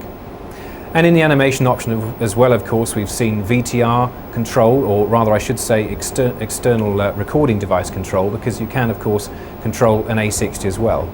And apart from the Betacam that we've been controlling today, you can of course control any component analog VTR that has Sony protocol. And don't forget of course the sequence that we've looked at, which I think you can find would be extremely powerful in all kinds of different areas within the system. As I say, not only for recording your hand movements in, say, the painting menu where you want to repeat a particular kind of move, but also for creating a repetitive effect which you can save on the library and bring back into the system and run, of course, over a number of frames.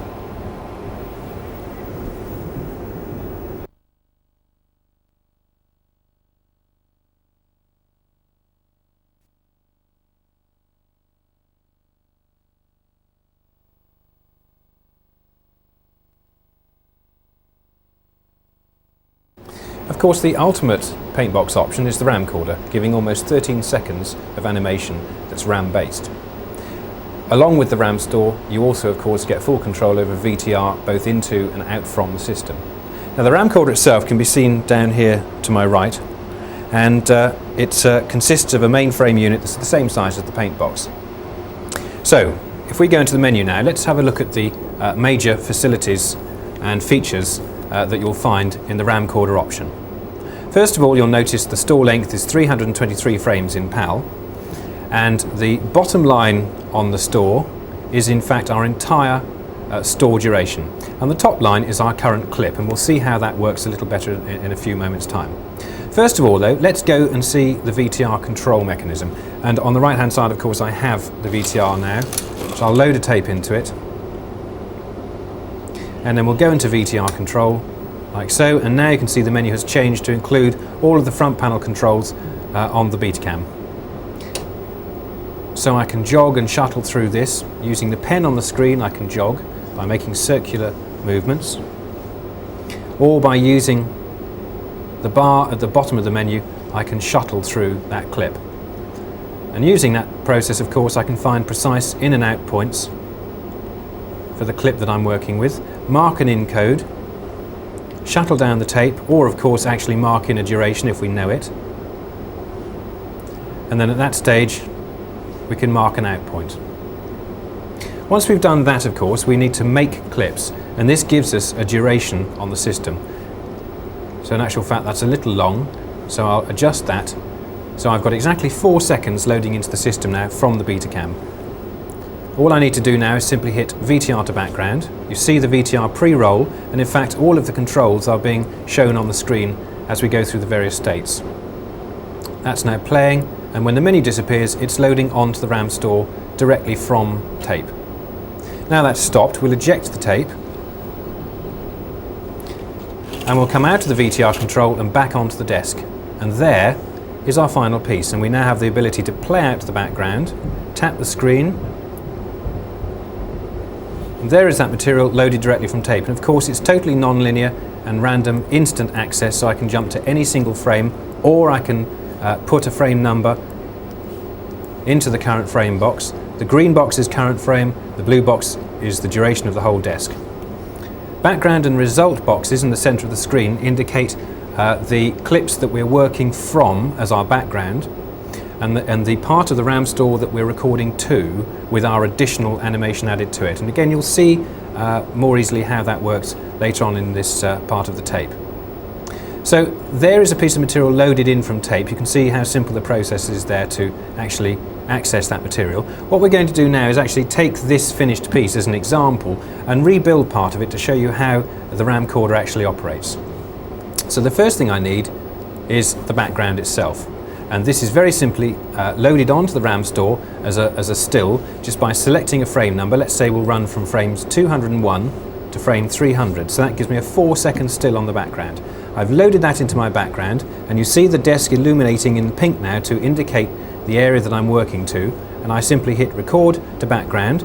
On the right hand side I've selected still, tap the screen, and we're now recording 4 seconds of that onto the RAM store. And there is my background to work with. Now the next stage, if we go back to the original piece, obviously is to lay various pieces of graphic over the background to give us that final result. Well, what we've done is in fact partly built this already. So if I just move to a different part of the RAM store, this time frames 101 to 200, and let's just play out the project so far. And there you can see we've actually put the boat on, and we put the words trains and boats on. So the next step here is to add the train. So we'll go into the library now and we'll bring down a cutout. Let's put the title in the box there.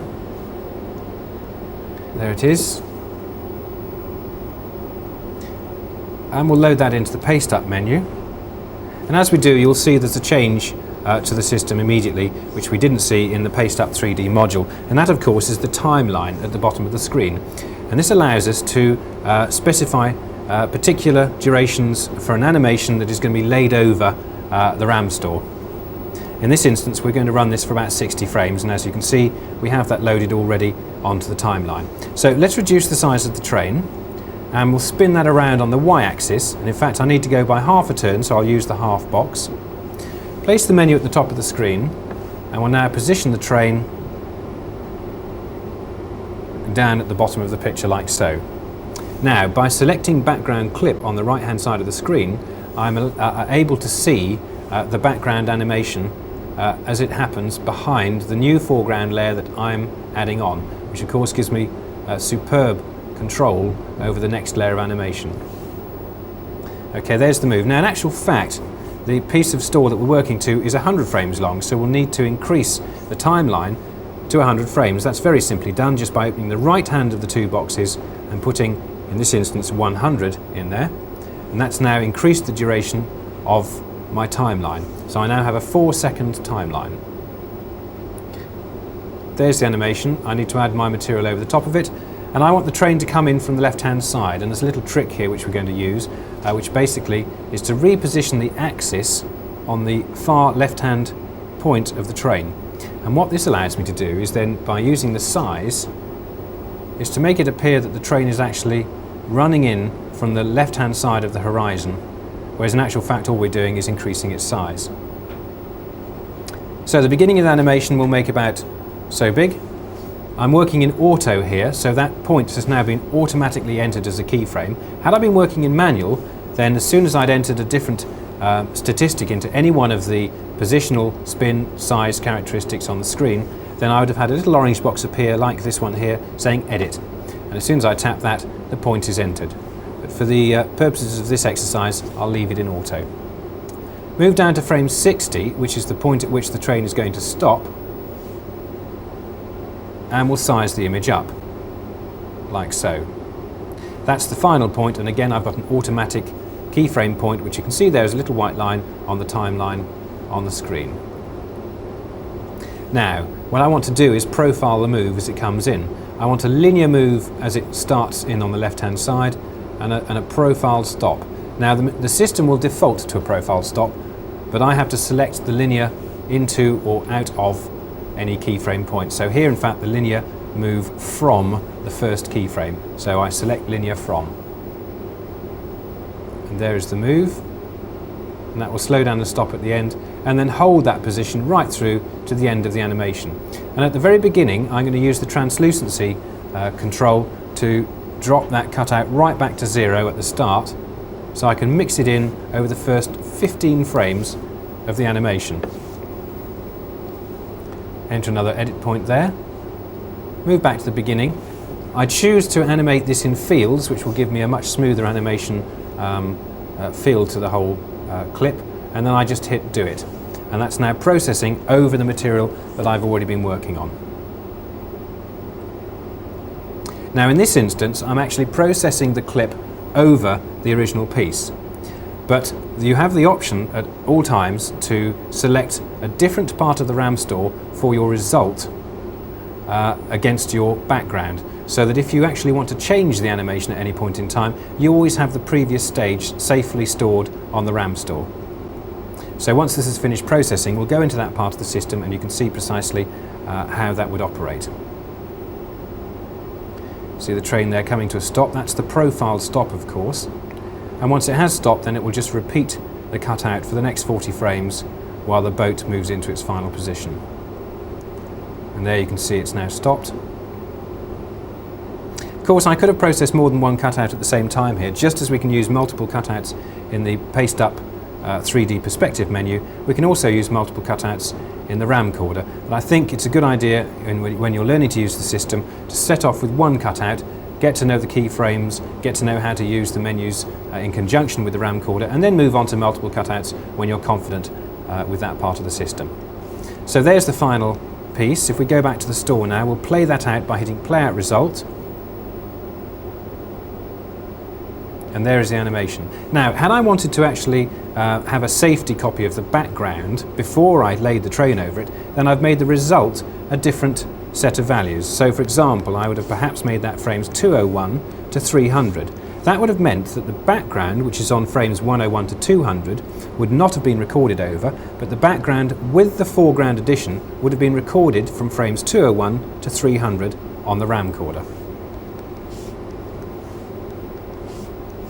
Alright, well now we're ready for the next stage, so what we'll do is we'll go back into the library and we'll bring down this time a stencil for the text that appears in the sky. And there it is. Now to go with this, I also have a cutout. So we'll select a cutout from the library, like so. And if I just go into the store for a moment, we can see there that what I have is a soft edge cutout which will enable me to actually reveal the text on the screen. I'll pick a colour from the palette, and in this instance what I'm going to do now is bring down a keyframe which I've already created, showing you again of course that you can save and retrieve keyframes on the store. And here is the move for that particular cutout, moving down the timeline. So if I now use the stencil, that will reveal the text behind it like so. So very simply, all I have to do on this is a 40 keyframe move, change this from frames 101 to 200 to 161 to 200. And again, I'm going to work on the same part of the store. Okay, and now all I need to do is simply make sure that I'm happy with the point at which that appears on the animation. Hitting Try It, of course, will give us a preview, which is not in real time. Stepping back to the beginning of the timeline, I can now process it. Very important point to remember here. Wherever I stop on the timeline is the point from which the process will actually start. So should I actually stop at frame 22 and now hit Do It or Process, the animation will process from that point onwards. In this instance, I want to go from the beginning of the timeline, so I'll retrace my steps to the start of that keyframe move. Now, the advantage of actually being able to stop that keyframe move at any point on the timeline is that it allows you to stop the move, change the priority of the cutouts. Now, we looked at that in one of the earlier modules, and if you want to refer to that, please do feel free to go back down the tape and remind yourselves. But the important thing is that you can change the priority levels of each of the cutouts so that halfway through a move, what was in the background could now be animating in the foreground and vice versa. So it allows you to stop, change priority and reanimate from that point in the timeline. Okay, now we can see that we've added the next layer onto the animation, so we'll go back onto the desk as soon as that's finished recording and we'll see what that looks like.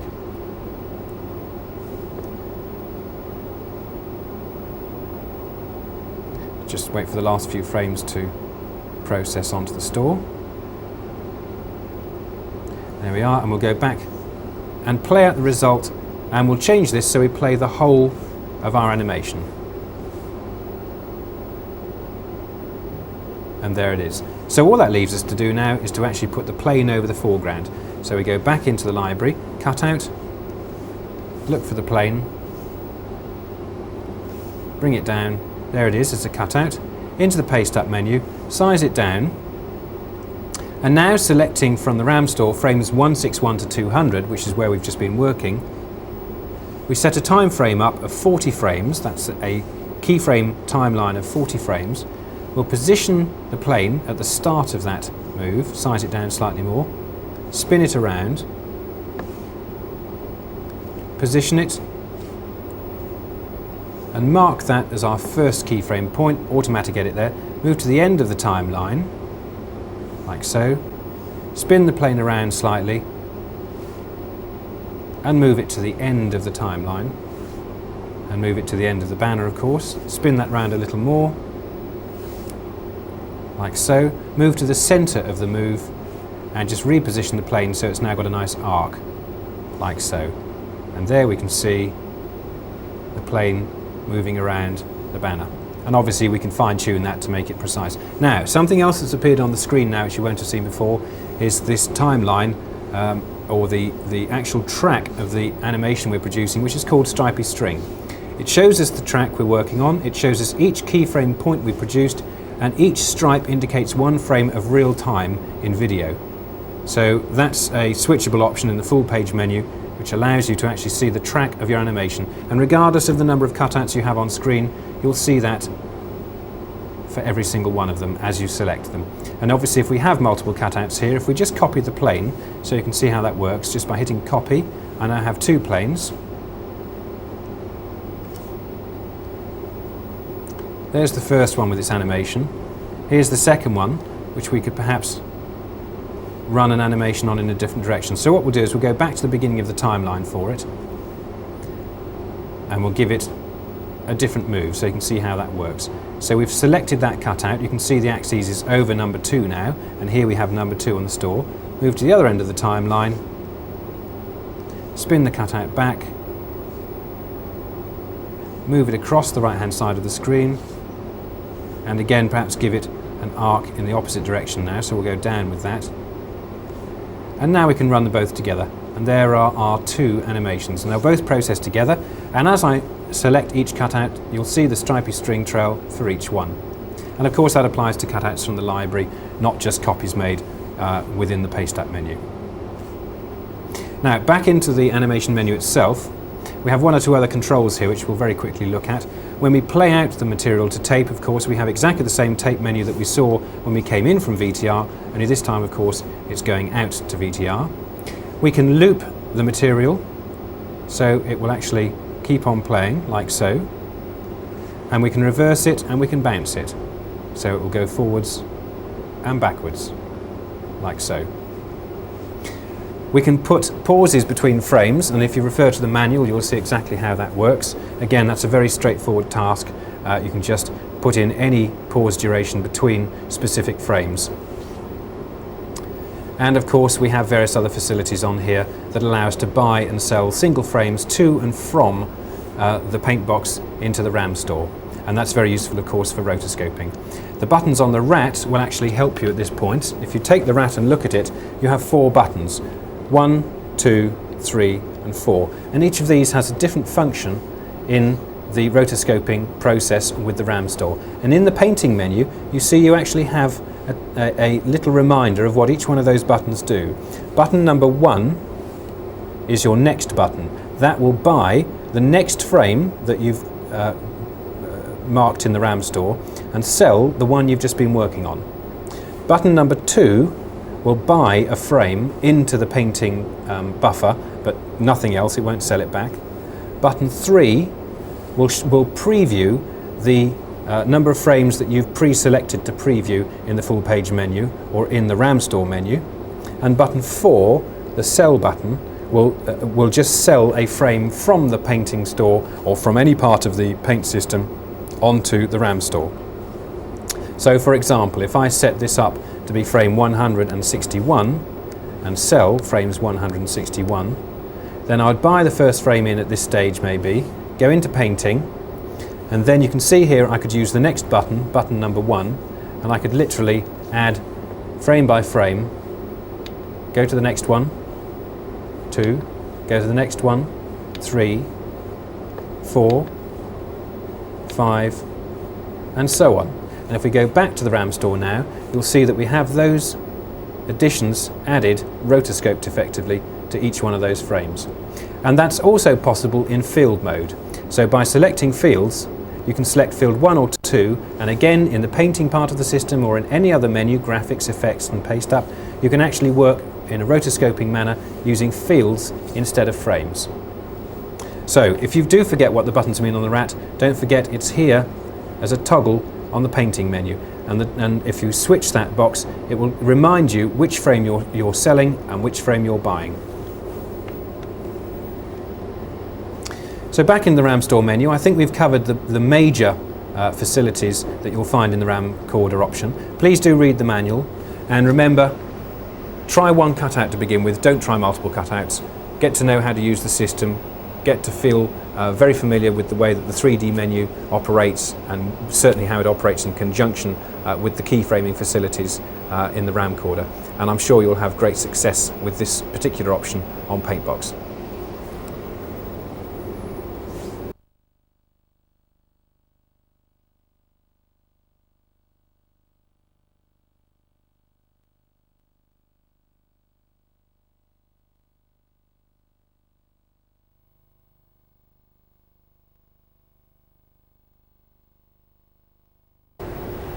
The Paintbox Contour option offers three major facilities to the system.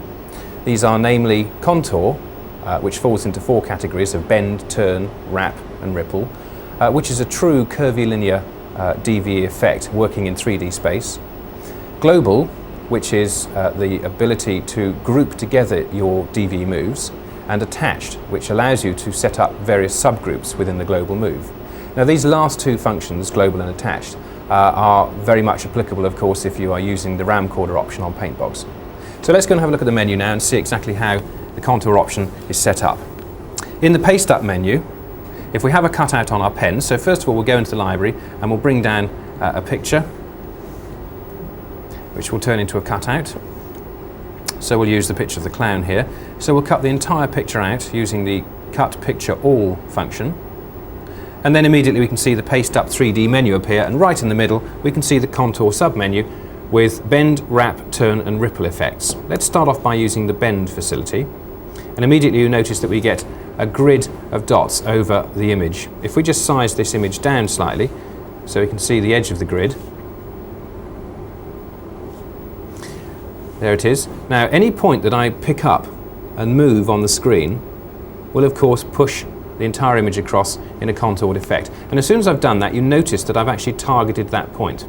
Now the reason for this is that when you're actually building a keyframe in conjunction with the RAM Corder option, you have to identify every point at the start of a move that you want to move. So for example, if I were to actually want to move the top of the image down across a move, then by moving it slightly now, it's targeted it.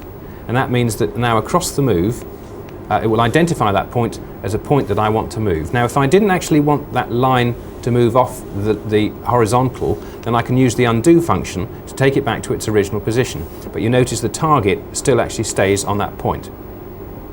So I've targeted that point as an area that I want to move. I move to the end of my timeline and I move it like so.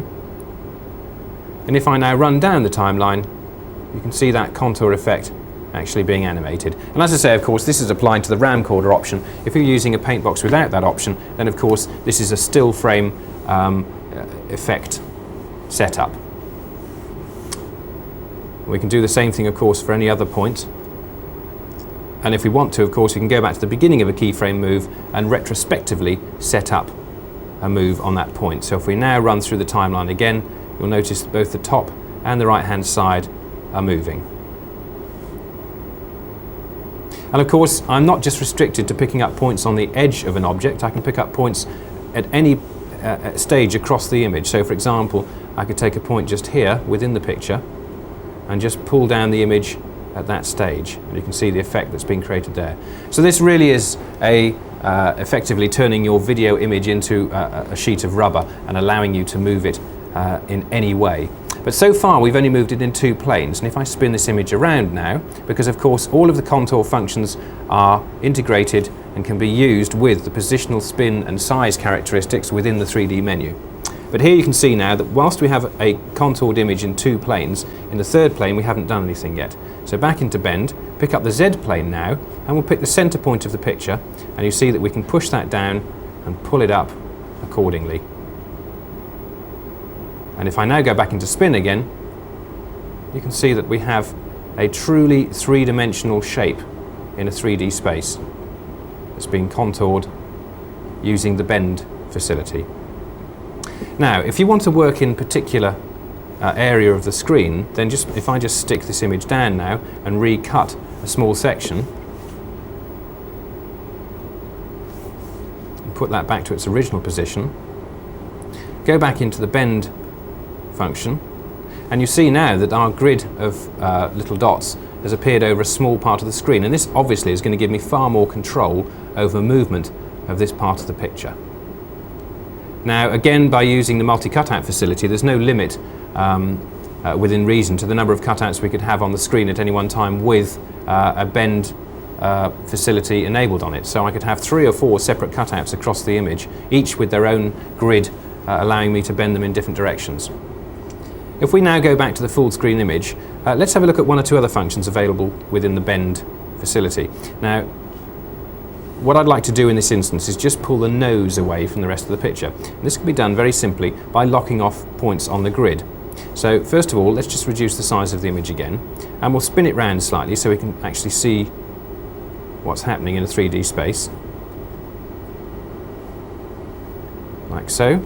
And what I'm going to do now is go back into bend, and taking each one of the points that I'm interested in, I'm just going to move them very slightly, so I'm targeting that point, and then undo it. So I'm not actually moving it, I'm just placing a target point on it. And undo, 1 down at the bottom,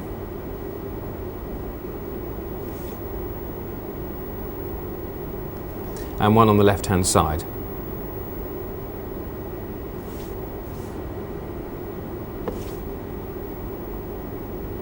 And what I shall do now is in the Z plane, pick the centre of the nose and pull it out. And now you can see it's not affecting the rest of the picture at all. If we spin that around, the rest of the image has stayed flat, and the nose, as you can see there, has been pulled out from the rest of the picture. So there we are, that's how you lock off points using the bend facility. Don't forget, the most important thing is if you're using bend in conjunction with keyframing in the camcorder, do remember that you need to identify any points that you're going to move across a timeline at the start of the timeline. If you don't identify them, the system can't recognize them as part of a move. Okay, let's put that back to its original shape and move into the second of the contour functions, and this is the wrap function. And what I'm going to do here is bring down a different image from the library. So we'll just remove that first one, go back into the library, and this time we're going to bring down a picture of the world. And we'll cut this out.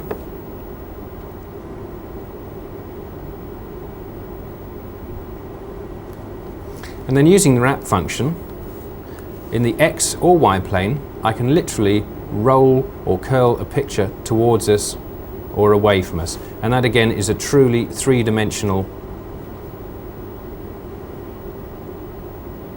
there we are, as we can see, a truly three-dimensional turn. Now, interestingly here, of course, that'll work in both planes. If I want to, I can combine the two as well. So by using a wrap that, let's say, is 0.75 of a turn in the X plane and 1 complete turn in the Y plane, we can create a sphere. The reason we use 0.75 and 1 is because if you look at that, that's a 3:4 aspect ratio, which is the same ratio as the TV screen.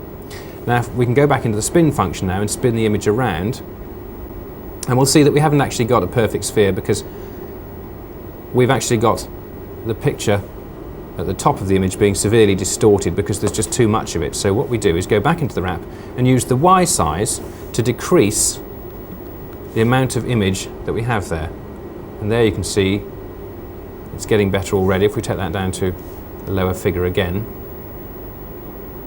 we now have an undistorted image at the top. And you can see also on the top there, we haven't quite closed the sphere. So using the X size, we'll increase that to 1.01. And there you can see we're beginning to close it up. So with a little bit of work, you can get an extremely good effect. So that's the wrap function. And as I say, you can work in X and Y independently or the two together. If we go into turn now, we'll just put that back to its original size.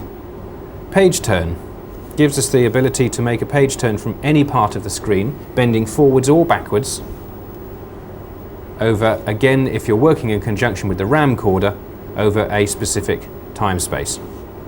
So the first function we use is the wrap, and this sets up the amount of curl that we want on our page turn. And now you can see we're turning it towards us, and if I spin the cutout away, you can see that we have quite a loose curl on the page turn. We can actually produce almost a fold using that function. Then we set up the angle, and this basically means do we start from the bottom right, the top left, or the center, or wherever. And of course we can actually, again, if you're working with a ramcorder, then you can change that angle as you move. If you're working with a paintbox without the ramcorder option, then obviously what you're doing is setting up a still frame effect. And then the start function allows you to place the page either on or off the screen, or at any point of the page turn at the start of your timeline. Move to the end of the timeline and set up the end position, which we'll have just there.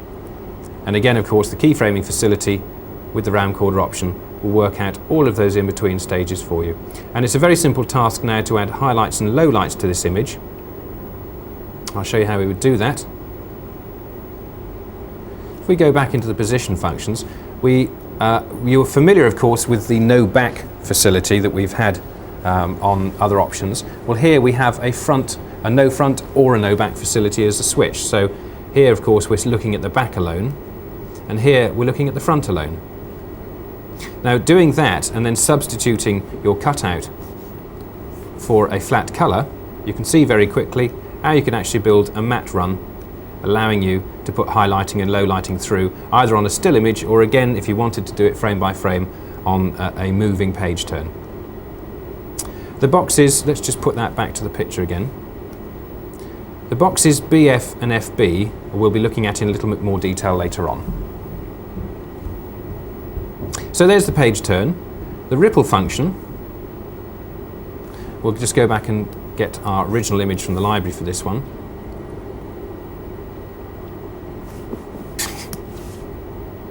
So we'll work with the clown in this instance, and we'll just cut the picture again. The ripple function is a standard ripple effect which you can set up across any image you're working on, again either in still or moving state. What I'm going to do is wipe the screen down to black and just size this cutout down slightly before we go any further, so you can see the full ripple effect. And we'll spin it away from us as well, so we're looking at it in 3D. So the first function is the XYZ function, which allows us to create the size of the wave we're working with. And that's the height of the wave, the depth of the trough, and of course the width. If we want to change the ratio of the wave, then we can use the Z function alone, which will increase or decrease the height. Frequency, again, will increase or decrease the number of waves we have on any one cutout, like so. And if you're working in conjunction with the ramcorder option, then of course the start function enables you to set up the beginning point and of course the end point of your animation. And there we've just entered one into the timeline, so we'll just move down through that, and there you can see the move. The ripple defaults to running from the top left-hand corner and going radially across the screen to the bottom right. If you want to change the angle from which the ripple appears on your image, then you'll need to turn the image around and cut it out upside down or inside out, so the ripple will appear from the top right, the bottom right, or the bottom left. Now, quite an interesting fact here is if you want to create a translucent effect where you can see through the ripple, you can do that by simply cutting out the object you're working with, the element you're working with, through a semi-transparent stencil. And if I bring one down now that I've done that too,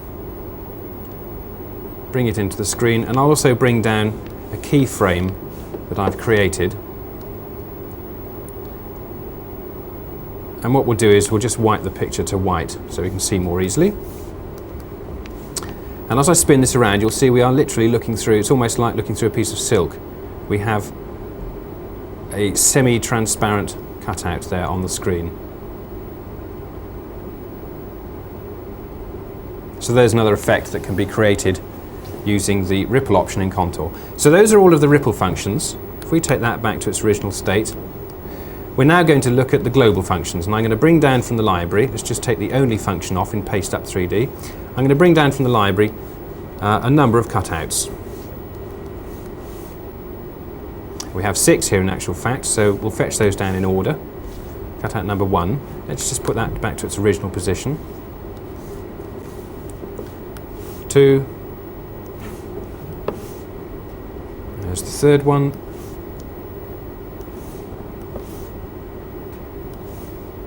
And the last one.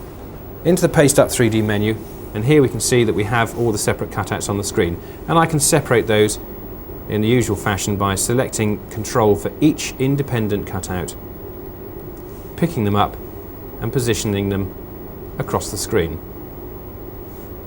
So we can see all 6 cutouts at the same time. Now this is where the global control of course comes into its own, because apart from having independent control over each separate cutout, the global facility, which we can see here in the center of the menu, allows me to attach a move to all of the cutouts at the same time. So when I select global, you'll see the axis go blue, and now whichever function I have picked up in the 3D menu applies itself globally to every single cutout on the screen. So in this instance, position is being applied to all 6 cutouts, or spin applied again to all 6 cutouts. Now if you're working with a camcorder option, then of course this is fully keyframeable as well, so you can apply these moves to any animation that you're producing on the camcorder. At any point I can come out of global and go into local control, and now for example I could spin the T and I could go across to the letter P and turn that, down to the I and turn that, and now go back into global again by reselecting it and spin again, and you see now that we've got a truly 3-dimensional setup with all of those cutouts. And you notice that some of the cutouts are appearing to move behind when they should go in front. Well, at that stage of course all we need to do is simply come out of global, select that specific cutout and change its priority level until it comes into the foreground. There it is. And the same goes for the eye of course, so we can select that and just increase its priority level, so we now have the correct aspect on all of those pictures. You'll also notice that the global function has now gone blue. This is to indicate that we have a global setup in the system, and when you're normalizing the menu to move on to the next part of your animation, then it's very important to remember to normalize the global aspect as well. Now of course the global functions will work in conjunction with all of the spin, positional and size characteristics. Okay, so again I would recommend that you spend some time actually getting to know this part of the system and feeling comfortable with it before you move on to the next stage. So what we'll look at next is the attached function. So we'll original our global move and we'll original each of the cutouts in their various different spin positions.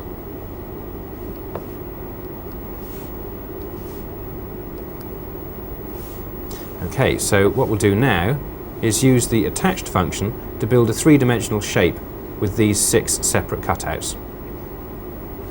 You'll notice the attached box appears only when you're in the positional menu. If you move into spin or size, it isn't there. So remember to work from the position menu when you're using attached.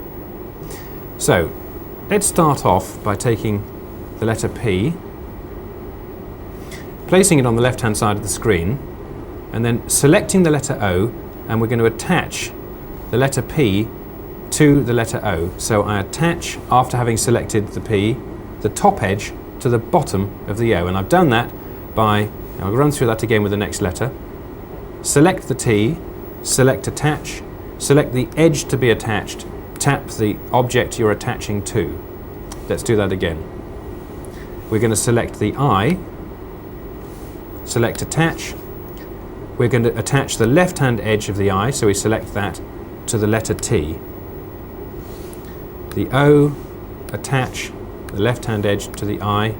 The N, we're going to attach the top edge to the bottom of the O. Now you're not just restricted in attaching edges. If we just look at them again, we can attach by edge, by corner or by face. So again, try all of those different things out. Now that we're attached, we have a hierarchical control over these cutouts. That now looks like a global move, but it is in fact an attached move, which means that the first letter O is the parent of all of the other letters. If I take the I, then every cutout every subsequent cutout after the I is taken with the letter I, so the I is the parent of those two cutouts, but the O still remains parent of all of them. So you can see how an attached move works. So basically the relationship between any two cutouts can remain fixed at any preset criteria that you care to set up. So for example, a good use of this would be perhaps to try and build a cube, which of course would be very difficult without this particular function. So we're going to use the spin characteristic on the P here. On the X plane, we will spin a quarter turn, and then we will spin the whole group towards us so we can see exactly what we've created, like so. In actual fact, we'll go back to the letter P and we'll spin that in the opposite direction. So it's now going to spin away from us, like so. Taking the group, again by the letter O, we'll spin it around. Now we'll select the T, and again this time we're using the Y plane. We'll put a quarter turn onto that, and again this time we'll decrease it, like so. Go back to the top cutout, or the parent cutout. Take the letter I, and again on the Y, we'll turn that by a quarter turn. Go to the O, and on the Y, by a quarter turn, go to the N, and this time again on the X by a quarter turn. So here you can see we built a cube, but in fact it doesn't look right yet because of course we've got various cutouts taking priority over other cutouts, so it gives us the wrong effect. So what we need to do is just look at all the fronts. And if I now spin that around,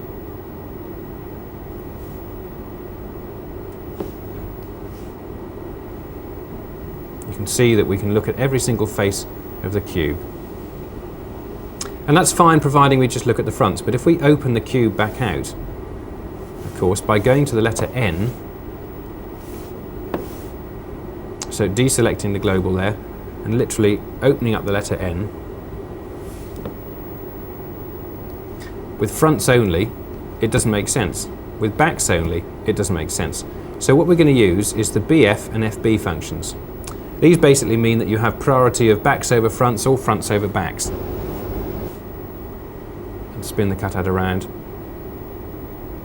You can see that we can see the outside of the cube properly and the inside, and there are one or two instances where that won't occur. If we get the N over the O, you can see we have a problem there. So all we need to do there is just switch priorities, either during a keyframe move if you have the camcorder option, or of course if it's a still image, then all you need to do is change the priority of that one cutout. And again, it's important to try various different examples in the attached mode so you can get to know it better and feel comfortable using it. So those are the global functions, those are the attached functions, and we've looked at contour as well. If we just remove these cutouts from the screen, there's one or two aspects that we need to look at while we're in this particular option. I'll just bring down one cutout. Here we are. Now what you will notice, if you have the just to regionalize the global there. If you have the camcorder option and you're working with that in conjunction with the contour option, you'll notice you have an enhanced keyframe facility in your timeline at the bottom of the screen. Basically, what this enables you to do is, first of all, if we create a timeline here with the cutout, there's our stripy string. This little blue box is giving us the status of our cutout. It's telling us that we are between two keyframes. If I delete that last keyframe move, it's telling us that I'm after the only keyframe move on the timeline, which is at the beginning. So if I set up another one there, move back to the center and reposition, I've now got three keyframes, and instead of having linear to, linear from, we've got an arrow, an S and an arrow. And these are basically the same controls: linear into, linear from, or stopped. Now, if you had a number of keyframes set up on the screen, and let's just put a couple of three more in here, it may well be that retrospectively you'd like to change that move. Let's just increase the number of frames on there a little. You may want to change this, what is obviously a curved move, into a totally linear move. And we can do that in one fell swoop just by hitting linear keyframes. And the entire keyframe move has now been changed to a linear move, or of course curved keyframes. Just delete that keyframe timeline out and build a new one.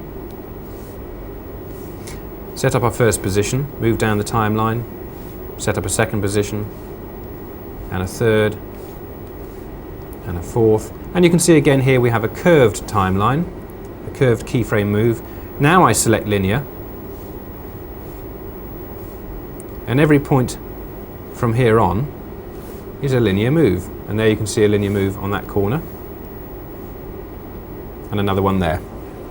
So those obviously are great benefits which have been added to the keyframe facility within the camcorder option. Now if I just copy this cutout, I'll show you something else that can be done. We obviously have a timeline for the first cutout. There it is. Okay. Now the second cutout we'll make a new timeline for, and we'll run from the other side of the screen. Position, put an endpoint in, put a midpoint in, like so. And we now have two moves on the screen at the same time. Now, if we wanted to delete one of those moves, in the past we would have deleted all of the keyframe moves at the same time. But here all I need to do is simply select the particular move I want to remove from the animation and hit Del Keyframes. And now my first keyframe move is still on the screen, but the second one has been removed. So that completes all of the elements that we're going to look at in the contour option. But don't forget, of course, a lot of what you've seen has been working in conjunction with the camcorder option. All of the contour features and facilities work within a paintbox without the camcorder option, of course, as still imagery. But if you've got the option of the camcorder, then obviously everything that you've looked at will animate on a timeline, and you can save all of the elements in keyframes on the library, just as you have in the past with standard paste-up 3D keyframe moves.